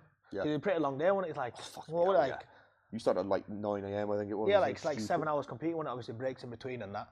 I was kind of taking one match at a time and then a match, and then I won the semi-final. Mate, like, oh, you're in the final. I was like, oh shit, I'm like, yes, that was the go-go part of the semi, wasn't it? Yeah, go-go platter, yeah. I was like taking each match at a time, because obviously, like, I had 7 matches, won 6, lost 1, so it's a big long day, innit? Yeah, man. So with the matches, I wasn't to get all different subs as well. Yes, I think that was an iconic moment when you got the cast license. You were just like, I never hit cast license on people. I fucking never do cast license. Be fuming in what? Oh man, that's an interesting point then. So did you like? There's some people who wanna, some people wanna know their opponent. They wanna do a bit of prep. They might look at it. Other people are like, I just don't care. It's another person type of thing. What's your approach? But do you want to know about them or not really? Or going off the ADCC, because I didn't really think about what the previous opponents were doing, but against Taylor, I think I was thinking too much what you were going to do with the leg entanglements and that, and I kind of like hesitated and didn't get my game going, and then got leg locked. So thinking about leg locks, then I got leg locked. So I kind of felt fake. That's a typical thing. What about the other opponents previous to that, mate? Were you just like, right, I'm here just to fucking show up and do it? No, pretty much, yeah. That's mad, mate, to fucking think. Literally just went in. And I was buzzing because the guy at Gogo platted, like, he was nearly fighting with his last opponent, and I was like, yeah, let's go fucking go. Everyone were getting rowdy and that. They were nearly fighting, he was headbutting wall. What did you see him? He was like trying to double like headbutting wall. I thought, yes, now the party's fucking started. That's the funniest thing, Everyone's getting after it. It was mental, because I think people don't realise this. We were working with Joel Amador and Christian Amador, Santeri students as well, who were there. And Christian was literally in the corner when you're like, and that opponent literally like double legged him into the wall, and you see him like scatter off. And I'm like, his brother messaged me like, oh, have you seen where Christian is? I'm like, yeah, he just got run over. Yeah, fucking wall and that. Like, and all that type of stuff. But he was super fucking game for that as well, type of thing. Proper aggressive. It's good to see their matches though, isn't it? Everyone's getting into it and that. Mate, that's what makes it just even more fun and interesting for it, which is really, really cool. So yeah, what was the preparation going into ADCC for that? I appreciate obviously you reached out to me, obviously you're doing the SNC and stuff. Was it like an 8-week camp into ADCC ready for it, or was it a case of like, I know obviously you're not great on the admin, you sign up things for last minute type of stuff, but what was your kind of approach with that? Did you feel like you like wanted to like do 6-week camp, 8-week camp, 4-week camp, or just see how it fucking went? What did I do now? I think I was just training, like nothing like, they probably just ramped it up a little bit, but like I'm always training anyway, so I was kind of obviously like 6 weeks out, probably ramped it up a little bit. But nothing too. Just hitting the nutrition, hitting the weights.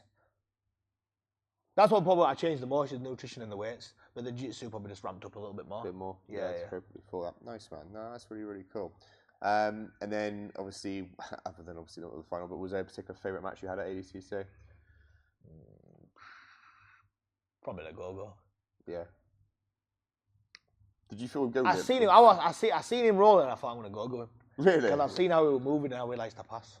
So I thought I'm gonna go this guy. I love that. You actually had it planned as well. And the good thing, why I started grabbing my toes, I've seen a few people actually do it online now, but I do it because my bad foot. Grabbing the toes. Fucking hell, mate. I think the funniest thing of all, right, was just about the comments about the celebrations. Everyone were hitting, weren't they? Why have I got it so disrespectful? I know. It was just like, I think it was obviously Matt from Scramble was saying about it. He was like, man, just fucking enjoy yourself. Like, what difference I know, does it make? Fucking having fun, man. Like, no one complains about when they win the lottery. Like, why is he celebrating? Do you know what I mean? Like, it didn't fucking make any difference to it. Is there anything you would have done different in the final then, other than the hesitation? I'd have pulled guard first. Fucking hell, he gave me the single, didn't he? And I fell for it. I shouldn't have took the single. He kind of baited the leg and I took him down. Or maybe passed a bit better, like not being so hesitant, working my passing, but be more patient. I think, like I said at the beginning, like, if it don't work, how I do it, you get frustrated. When things don't fucking that's not how Jiu-Jitsu works. It don't work. It doesn't instantly work the first time. No. Just be persistent with it and keep on with the passing. Yeah. Oh, that's interesting. Do you think you got it in you to beat Taylor? Yes. Just work on them leg locks.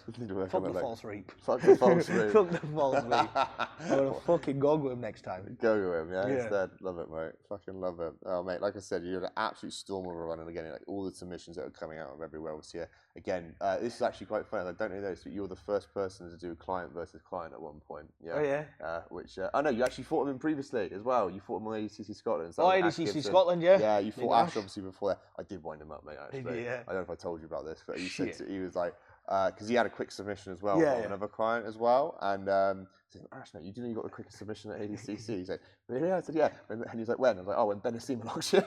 Oh, fuck. He You know, fucking I fell got for it fuming. brutally. Yeah, he fucking still calls it. He wants a rematch with you, mate. Oh, He still no, we wants want the rematch. well, everyone wants to obviously have a bit of you, which is still good.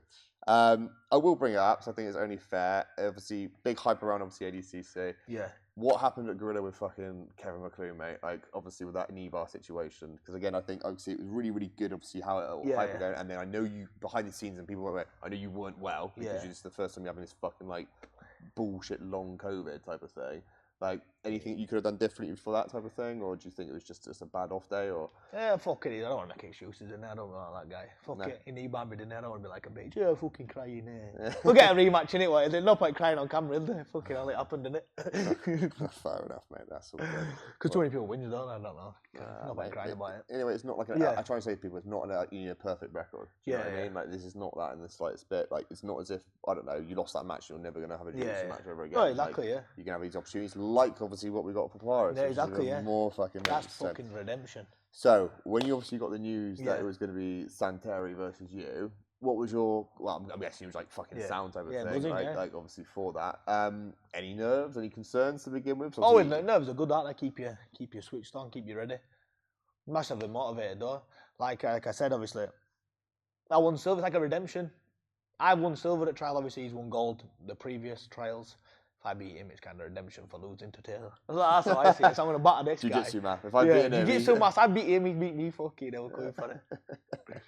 That's fucking fine. What's your thoughts on him, man? Like I said, there's obviously no fucking love lost between this. Like, he's obviously a very game. He's obviously been to, well, he got to Vegas and obviously got. Come on, choke him and get the invite. Fucking, where's my invite? That's fucking one way of dealing with it. Exactly, yeah. Fucking hell. I was having a rant about that the other day about the invite system. I was a little bit fucking backwards in terms of like, some people getting random invites. And I'm like, how does this fucking work? This ain't like a fucking famous like I don't know, popularity competition. It's like that's what I'll do massively go off as well, won't it though? Yeah, like my head was like, right, do you know what I think would do if nobody fucking ever does listen to this? Is that I think they should have a final open the week before trials. Yeah. Like the actual Vegas ones, and kind of say, look, we've got X amount of spots left, so it's not just first place. Yeah. Like top 5 get through. Yeah, that'd be good, wouldn't it? Yeah. And I think every man and their dog would turn up People to it. are hungry, yeah. Yeah, and they'll be like, great, I lost at trials for that for whatever reason. Like, I'm sure maybe if you had the opportunity, you'd be like, all right, cool, here's your opportunity to get it. It's not just top 1, it's like top 5 now. You think, actually, hold on, if I got second in this pace, well, I can get in. Do you know what I mean? And it'll make things a lot more easier. But anyway. So obviously Santeri, very well-rounded type of guy. Have you got any sort of game plan going into it at all? Have you thought about it? Have you studied him at all? Or? No, like I said, I don't really watch much jiu-jitsu. I probably should watch, so I'm gonna watch some of your shit. I need to do, but I just more of a guy like Marvis started watching a lot of instructionals. I think that's really good. But I just like to get like hands-on, get stuck in. Yeah. But definitely, I could definitely learn from instructionals or watching matches. I need to start doing. I'm putting that on the list. Put him on the list. How to beat Santeri. Exactly. Yeah. I'll fucking wrist lock him. Yeah. There we go. That's the plan. I'm coming for a wrist lock. Yeah. You're coming for a wrist lock. I love it. What's your thoughts on him so far? Have you seen much, like I said, of his matches previously at all? Were you aware of him? It's like I said, it's quite interesting. As again, I'm sure his own students have said this before that. He's a fantastic competitor. Yeah. But even in Spain, for example, it's not. He's not like he's not known by everyone. Yeah. Do you know what I mean? Because again, like I don't know if it's just because he's come obviously he's like Finnish, he's come over that type of thing, and it's just like, do you know of him? Did you know of him beforehand, type of thing, or not really? Or no, I think someone has mentioned it. I thought, and I looked. I thought, he's won. I lost. That'd be a good match. I mean, you just saw him on the fucking leaderboard. Yeah, I thought he's in the leaderboard. He's fucking 14, I'm 15, I'm coming from number 14. Fair enough, mate. So is that the plan, is to work up through the leaderboard, exactly, work up. Oh, mate, that's fair. PM and number 5th. So you haven't watched any of his matches or any stars? I seen the highlight. Yeah. That's it, I think the highlight, yeah. Fucking hell, mate. You should have a good fucking chat with Chris Leeson. We started training with Chris as well, yeah. Yeah, I was about to say, we started working with him as well, to be fair. Chris lost by a double leg, didn't he? I think 2 points. He did, at the end. I asked Santeri this, I don't know if it was on camera, and he said, it wasn't that difficult of a match type of thing. Yeah. He was just waiting to do the right thing. But again, I was like, fair enough. Chris thinks he could have had it in him to be in type of stuff. But hopefully it'll be like a good little unit, obviously, you guys all trying to get round of it type of thing. So a bit more, get some more round with some more bigger bodies. Yeah, mate, I definitely would obviously for that, which is good. So you're predicting a wrist lock. I don't know if that is the serious answer or not. The wrist lock, definitely. The wrist lock. The variety of subs We're coming with a wrist lock. We're going for a wrist lock. I love this, mate. And if you obviously do win, then obviously I'm guessing you're calling out for the invite, or is there anything else that you Big have up the fucking invite. We need to do how long? We've got 4 weeks. Yeah, the invite. The invite. I'll be fucking mint, mate, for that. Who's got the belt at 88? Yeah, well. Who is it? Who's got the 88? Not fucking. Who won 88? Don't play some shit UFC guy. No, mate. I think Not the most women, is it? No, hold on. Are you talking about ADCC? No, Polaris. I mean. Polaris at 88. Who's got 88? I've got no idea. Not about 2 minutes. Fuck me. Obviously, ADCC is going to be the Rotello brothers. Is one of them got 88? No, the Polaris belt I'm on about. No, I was talking about ADCC. Polaris, I got no idea about, but it right. wouldn't surprise me. Like I said, would it be Craig? No, it wouldn't be Craig. Don't know. Find out. We'll put it in. I was going to say ADCC though. You got, is it Rotello brothers at 88? I think of the. I think one does 88 and one does 77. Yes, that would be the fucking style. Yeah, So, next level.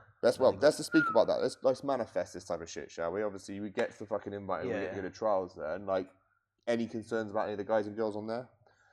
No, you just got to try and implement your game before they implement theirs, haven't you? Yeah. Kind of thing. Try and smash them before they smash you, yeah? That's fair, mate. That's not a thing wrong with that. So obviously the rest of the card on there, obviously in terms of we've got some fucking incredible fucking names Good on matches, there. haven't they? It's gonna be good. What's your predictions between Owen and UL? Obviously I know Owen's like, I don't know, semi-local type of thing. Definitely Owen's going to win, yeah? Yeah. It's just so he doesn't beat you up. Yeah. You're the man on to sit down. Imagine if Yo pulls He looks like a fucking scary man, imagine Yo pulls Hey, Michael, I love you, Michael. He looks fucking mad. Go on, Yo, on the man, you scaredy bastard. Imagine that start of that match and Yo just pulls Imagine that just pulls and just wrestles up. Boom. Oh, fucking hell. Very good match, so I'm looking forward to that. There we go, Yo, we'll invoice you for strategy tips, That'll yeah? be good. Pull guard and wrestle up Pull straight guard. away. Wrestle up straight away. Who else we got there? We got Mateusz Jasinski versus Levi Jones. Like, that's a fucking, like, insane match. He's good, isn't he? Yeah. He leg lock finger, didn't he? About 2 seconds. What, Hugh? You, yeah. Wow. Yes. And Wow, his ankle was fun.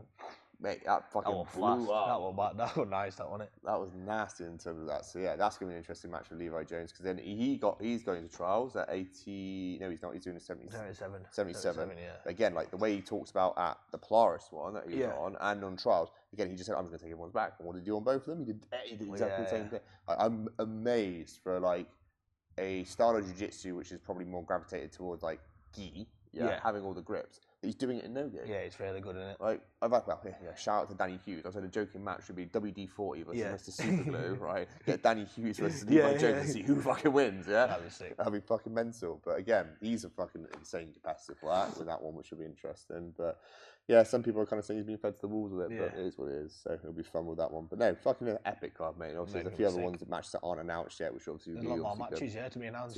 Which should be really, really good. But obviously, you're predicting wrist lock. Have you got a time frame with that as well? Wrist lock. Whenever it comes, there's no rush. No. Main thing is, we need to put on a show. We need to make sure everyone's buzzing. That's what I want. Have you got any planned celebrations, or are you going to have them naturally? That's a good question. Just let it flow out. Whatever happens. You got any walkout music? No, I haven't picked any music yet. I need to pick some good tunes. Mate, why do I feel like you're going to be here like alone? You're going to practice your walkout song, like you're going bobbing and weaving, straight away, and then like practice your celebrations afterwards, everything, mate. That's whatever happens. It just comes out naturally. There's not much thought into it. Just like. Mate, I love it. Just in the moment. In the moment, it's so natural. You can't go wrong with it. Definitely, yeah. We've got one more of my guys on Polaris as well. I think it'll be announced soon. Ooh, that'd be fun. You better win or he's fucking getting kicked out. Go find another gym. He's always fucking partying. Well, actually, to be fair, by the time this goes live, I think he's fucking Craig Jones him. Yeah, John Jones style. Yeah, he's going out for a party the night before. Fucking that's what it is, yeah. Fucking hell, mate. It'll be good. Good crack. Big card, big pace, obviously, which should be really, really good. And obviously, hopefully, we should be up there as well, which should be absolutely fine. Any other passing comments to Santeri then, mate? Any other thoughts about it? He thinks it's going to be an easy match. I'm going to fucking bring it on that day. Yeah. Smash your head in. Come on, you big fucking bastard. He thinks it's going to be an easy match. We'll see on the day. We'll see. Yeah. Put out some absolutely show-stopping moves type of thing. Like I said, wrist lock central. Yeah. Wrist locks. Fucking donkey guard. You're going to come out like this? I'm going to come out wrestling. Fuck guard pulling. He's going to pull guard. I'm going to wrestle him. You're going to double leg him. Fucking hell, man. I'll give you some insider information, not to make you fucking worried, but we were chatting about his game and stuff like that. He said, I've had all the Polish for years trying to fucking rip my leg off. Yeah. Right?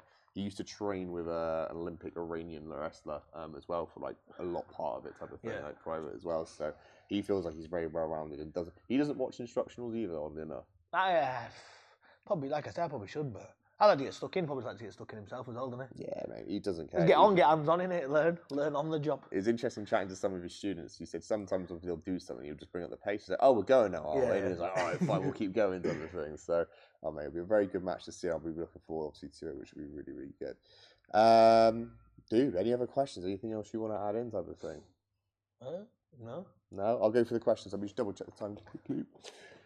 Right, dude, so we normally try and wrap things up on, obviously, a few different questions. So, we'll go with a fun one first. Obviously, once you get a wrist lock on Santeri, right, and you got your fucking celebration, right, what is the post-comp meal going to be?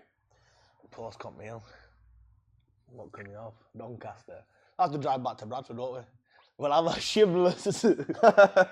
Fucking shimless, man. Next day, you're shitty. Oh, God.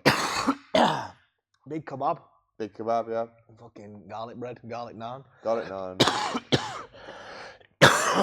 Yes, I'm smoking the cigars. No, I don't smoke cigars, really. Right, so we got garlic bread. What type of kebab are we talking? Shimless, load of spicy sauce. Yeah. No drinks, no nothing like that? No? Some chips. Yeah. Chips and rice. Chips and rice. Poppadoms. Loads of poppadoms. Loads of poppadoms. Pickle tray. Pickle as tray. well. Keep it more Bradford style. Mate, you're going to be fucking... Your fucking stomach the next day is going to be fucking horrific. I can tell you that now. I would not want to go with you. We might be going Mr. T's. Smash burger. The gypsy burger. Very nice. Very nice. Very Gypsy nice. burger. Gypsy burger. I heard it perfect. I got no idea what it is. Like, Just a double smash burger. Very is nice. it? Yeah, decent. Oh, fair play. Cool. We'll go on to a little bit more of a serious question then. All right. Shit. So, what is an unpopular jiu-jitsu opinion that you have? Unpopular. What other people said? Oh, mate, you try to get cop No, outs. no, You're yeah. fucking trying to Get unpopular opinion. knowing the Japanese terms for fucking jiu-jitsu. Stop fucking crying. It's a contact sport. Oh, bang my nose. Oh, you know when you're having a grappling match and they fucking, oh, my nose, my little cut. Fucking hell, you're competing. You need 10 minutes to fucking wipe your fucking nose. Be a bit more used to it's a contact sport. People are like, oh, I stubbed my toe, bang my head. Don't be a bitch. Just Don't be a compete. bitch. Don't be a bitch. We need to fucking. All the jiu-jitsu people are a bit too soft. We need a bit of a man up. Don't be a soft. Don't be a bitch. So the funniest thing of all, mate, is at Grapple Fest, we got a clip of Mark McQueen, right? Yeah. And I said, "What's an unpopular jiu-jitsu opinion you have?" And he said, "People are pussies." Yeah, that's what it is, man. Like, you see them bang the nose in comp and have 5 minutes, medics running and literally just had a scratch here, medics running from fucking Mat 1, Mat 2. Oh, fucking hell, let's crack on. Bit of blood. Stop being a bitch, basically. Stop being a bitch as well. Fair play. I love that, man. Final meaningful one. Obviously, we've got a couple more meaningful ones. Okay, so number one. Do you want the dead one or do you want the failure one? Which one do you want for next?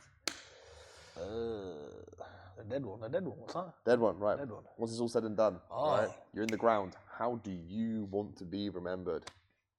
And an exciting grappler who pushes the pace and don't win matches by 2 fucking points. Tries to win by sub. That's the problem with my style as well. I either get in a sub or I'm getting subbed because I don't like to stall. I don't like to. Maybe I should start winning by an advantage, but I like to get after the finish. So sometimes it's good, or sometimes it can be detrimental, and I get finished. But we're always coming for the finish. That's Fair what I'd play, say. mate. I like that. I like that. It's a proper grappler's mindset. Yeah, rather always than, try. Yeah. Yeah, trying to go for the sub rather than as you mentioned, trying to go for points and this type of stuff and stalling out, which is obviously good, man. So Like if you see Marvis Empire, he won gold Empire. He's only a young lad. He nearly started crying because he didn't get the sub. Stop being a bitch, Marvis. Can't go wrong with that one, man. Right, that's fair enough, mate. I'd probably say you want to be known for your fucking celebrations. Celebrations, yeah, celebrations and the variety of submissions and the level of jiu-jitsu. Fair enough, man. Cool. And then final thing, mate, which is pretty deep. Obviously, we've had some interesting ones obviously come out of it, is that in life, obviously, we have tough points and obviously some bits are a little bit more poignant than others. So the question is simply which failure do you cherish the most? What is in life, like jiu-jitsu or? Anything, man. Whatever you like. It could turn you in the right direction. Could turn you that could be jiu-jitsu. It could be life. It could be absolutely anything, mate. Is there anything that comes to mind, like failure-wise, that you think you cherish the most? Because without it, you wouldn't be here where you are today.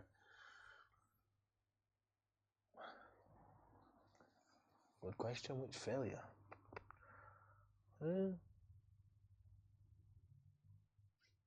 There's loads of ups and downs in life, and I don't know which one I'd say stands out the most. Good question. Take your time, man. I know it's pretty deep and stuff, but Bit deep. I don't know, loads of fields and stuff, I don't know, don't always fucking... I think a lot of people feel sorry for themselves nowadays, don't they? There's always going to be ups and downs, isn't there? And things don't go your way, not just in Jiu-Jitsu, but just in life in general. But yeah, I don't know. Nothing specific that comes to mind? No, I don't know. What would you say? Well, based on what you've told me so far, Yeah. mate, like I think one of the failures you would have obviously had from there is that you got yourself in a financial pickle that you couldn't continue to do jiu-jitsu. But without that failure, you wouldn't have learned, obviously, how to live off, like, fuck all, if that makes sense. Yeah? And, like, sometimes, like, we can sometimes grow up into... I'll put words in your mouth here, so please don't let me do that, like, in the sense of it. But the way that I would kind of look at it is the case of, without that sort of, like, suffering, right? Yeah. You sometimes don't get grateful for the situation that you're in today. Yeah, it's like you look at the facility you've got, mate. Right? You've got S&C stuff right on the outside of the mats here. The mat space you've got is fucking substantial. Yeah, it's not as if it's fucking tiny. Even though people are still clattering into each other today. Yeah, I know. Yeah. No, sorry, I was going a little bit tangent. Mark McQueen's fucking smushing me. I've got my hands above my head, like I'm just getting fucked here, basically. And then all of a sudden goes, "Oh, all right, buddy, just watch your head." He's there protecting. He rolls proper gentle, doesn't he? He's mad. He's like, someone's literally, he's like, watch your head, boy. And I'm like, all right, cheers, Dad, thank you. Like, literally before he just carried on smushing me. He rolled with no aggression whatsoever, doesn't he? Like, body locks you, he takes you down, he holds you. It's like cradles you like a little child. He just putting you to bed. Yeah, basically. Sorry, man, I digress. But yeah, that's probably someone that, like I said, I don't know the ins and outs of the financial situation to get yourself in a pickle, but that would be something obviously to learn off of it. Yeah, not at all. Just fucking mad life story overall. Another podcast for another day. But loads of ups and downs, man. Fucking, I don't know. Fuck it, we'll leave it on that. Loads of ups and downs. Loads of ups Don't feel sorry for yourself though, man. Sometimes you got to readjust, get things back into place, and keep moving forward. No, I think that's jiu-jitsu in a nutshell. Do you know what I mean? Like, you're never gonna fucking win from day one, are you? No, 100%, yeah. You're always going to be so something in the way, isn't there? losses. Even with jiu-jitsu, probably the most struggles you're probably going to find, especially if you stick it out, is fucking other things that happen in life that you try to manage and still train and all that kind of stuff. Actually, there's a question for you, man. I don't think people... I know you don't put much of your family on social media, for example. How do you find juggling that? Because there's a lot of guys and girls, for example, who will say they've got kids, they've got family, they can't train as much, type of thing. Like, I'm guessing, obviously, it's not easy. No, it's hard, isn't it? Right, and I appreciate this is your full-time, obviously, fucking gig here. So it's obviously a little bit like I'm going to work today, which is jiu-jitsu. Have you got any sort of tips and tricks for obviously any sort of parents out there type of thing trying to do that? No, it definitely is hard, like balancing. Luckily now, obviously, I don't do security or doors, so like obviously I'm training, I'm working here full time, which makes it a lot easier. If I had to do like this, then they had a job and then they had to obviously spend time with the family. That'd be a lot to juggle. Because this is just training. But yeah, I've got 2 kids and the missus. But it's definitely hard to juggle, finding the balance. Mainly training through the week and then obviously more family time for the weekend and stuff. Yeah.